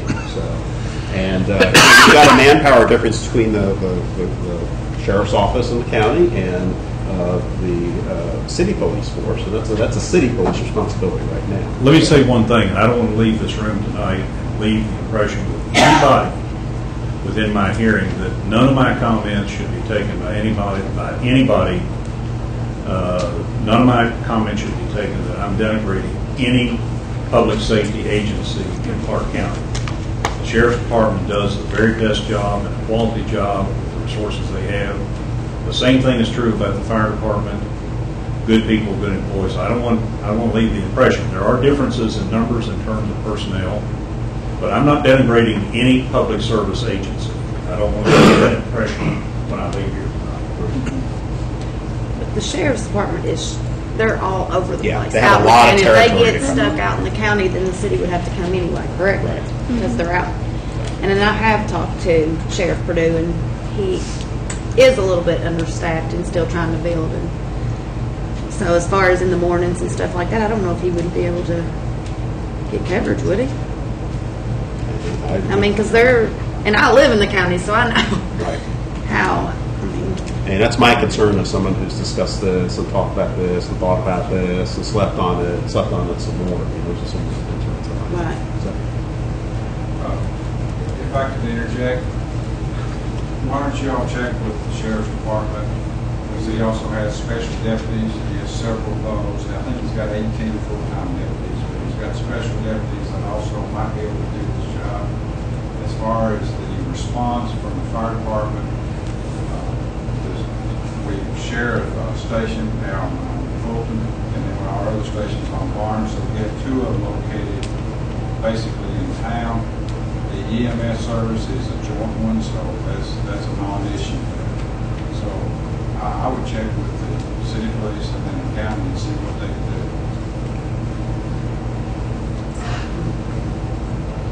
do. Are you a reserve deputy? So you'd be out directing traffic? You and my wife, that's really interesting. Yeah, we'll just request. The Sheriff's Department will be represented at that meeting on the 31st also. They're part of the group that's coming to meet on the 31st. If I might say, from what Mayor Berger said, you're looking at least 2 months, so it's going to be in the county when it opens anyway. So it gives you all some time to look around and see what you're going to do. And I agree with Mr. Berger too. I wasn't saying anything bad about the No, Sheriff's no, Department. I- I love Burl Perdue and think he does a great job. Just throwing that out there before somebody I gets think there killed. are a lot of logistic questions, you know, Right. in terms of, you know, number of staff and area that has to be covered. In order to get this process going, do we need to put in a formal request or do an inquiry at this point? Or? Well, we would probably, if I'm understanding the mayor correctly, we would need to pass a resolution or pass a motion to ask to be annexed, correct?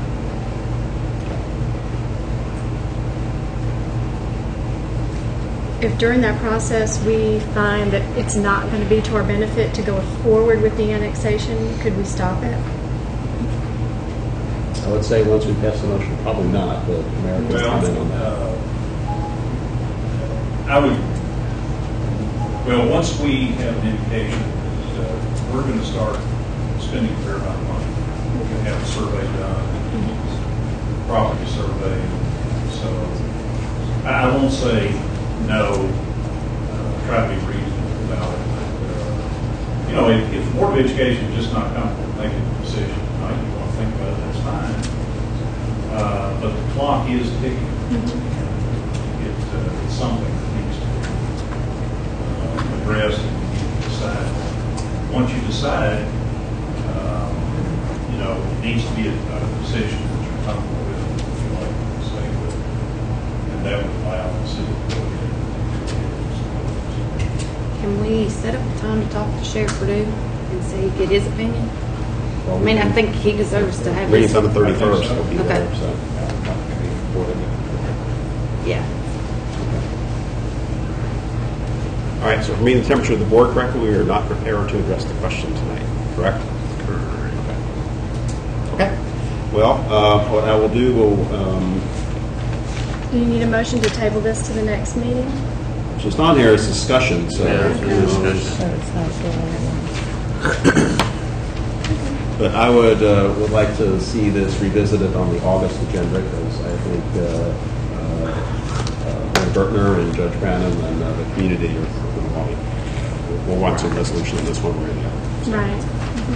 And I think an extra month will allow us to research some other things. I'd be able to check on the fire rating, and that sort of thing. So. Thank you so much. Thank you. It's been a long evening for you all. So. No, it's your meeting started an hour and 4 hours. So. It does. Y'all have any questions? Before you go into that, I have a question. It's just a question. Did I miss the meeting where we approved $300,000 for the football field? Because I have been getting calls. No. You didn't? Okay. I was out of town when that happened. And I just was making sure that. Would you like to address that, Paul? I have addressed that. Okay. There was a grant that was out there, a company that was willing to award Clark County a grant to come in and turf the existing field at GRC, old GRC, current contract building. It would take an investment of about approximately $300,000 on the part of the board to qualify for the other portion of the grant. That has not been in front of the board. Okay. And I've had the conversation with the groups that. I just thought maybe I missed that completely or something. This group has also, they've offered up that in the future, when they do about either 10 or 12 of these each year, in the future, as the board goes forward at whatever that is on the athletic complex, they would be willing to work with us and do the same kind of a grant application at that time. Right. Another question about that, the athletics. I talked to Mr. Dixon about the track. Is there any repairs going to happen to the current track or anything like that? He hasn't, to my knowledge, he hasn't requested anything. We sealed it last year, went around and patched and sealed. I don't know, I'll make note of contact and see if we need to do that again. We did that last summer. But his new track won't be ready until next year. I would imagine it would be a part of the Future phase. future phase. Yeah. Just down that. I'll check with him though and see if there's other additional repairs that they need. Just to double check. Let's see, other internal board business. Mr. Christie, I and Dr. Griffith attended the KSBA meeting on Saturday, and we learned a lot about next generation education, 21st century education, different ways, different paradigms of teaching our students. So I think it was an educational conference. We also learned about the new superintendent evaluation system. All the teachers in the audience, there is a new teacher evaluation system, a principal evaluation system, and the superintendent evaluation system that's been designated in parallel. So for the principals, I think you're getting off easy. There are, 80 standards on the superintendent evaluation. So we'll see how that goes. Yeah, we also talked about strategic planning. And that's something I think we should probably discuss in the future. Do we want to consider a new strategic plan? We haven't done one in quite some time. That would just be an overarching plan or future focus areas for our district. That doesn't take the place of the school improvement plans or the district improvement plans. It just gives us some focus, but also pulls in community members to be a part of that process to tell us what they want to see our schools focus on in the future. Also, in connection with that same meeting, we probably shouldn't forget, well, I guess they've already gone. Our architects did the facility session for the KSBA meeting on Friday at the new high school, and it was very, very well received by all of us who were in attendance. several board members from other districts, superintendents from other districts, and Ross Torrent did a terrific job of showcasing our facility at the new high school. We're going to need to make the tour club at GRC. We're going to have to have some student tour guides. I think a lot of people will be interested in coming out to our district to look at our school once it is approved. Okay. All right, next we'll consider the consent agenda items. Does anyone have any requests to consider any of the consent agenda items separately? If not, a motion is in order to approve the following. Item number 25, consider approval of BG4 closeout document for direct purchase order DPO 0746-02 for Asgard for the Phase 1 new GRC high school project in the amount of $647,696. Item number 26, consider approval of the BG4 closeout document for the direct purchase order DPO 0746-02-13 for Higgins Stone Company for the Phase 2 Clark County Area Technology Center project in the amount of $56,000.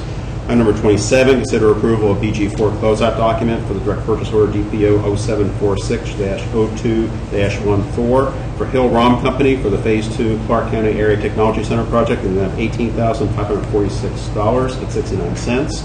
Item number 28, consider approval of BG4 closeout document for the direct purchase order DPO 0746-02-30 for Schaffner Heaney Associates for the Phase 2 Clark County Air Technology Center project around $18,546.69. Consider approval of BG4 closeout document for direct purchase order DPO 0746-53 for Best Blind and Shade for the Phase 1 new GRC high school project amount of $68,726. Item number 30, consider approval of employee leaves of absence. Item number 31, acknowledge the notice of personnel action report. Item number 32, acknowledge the cash position report. Item number 33, acknowledge the Clark County motor vehicle tax report. Item number 34, acknowledge the Clark County Sheriff's report. Item number 35, acknowledge the monthly financial report. Item number 36, acknowledge the general fund budget summary report. Motion is in order to approve all those items. Make a motion to approve all those items. Mr. McGowan? Second. Second by Dr. Griffith. All those in favor say aye. Oh, we have discussion just a minute, just for clarification. That's items 25 through 36. 25 through 36. 27 and 28, is it just coincidental that those are the same exact amounts? Oh, you know what? Did we look at that before? You're right. It's late.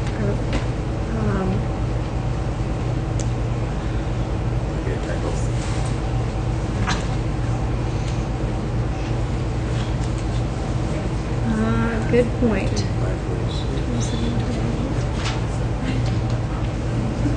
Yes. No, they're not the same amount. Thank you. Number. It's 32,000. The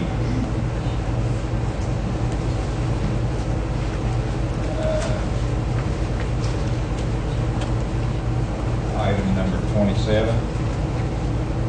is the $18,546.69 item.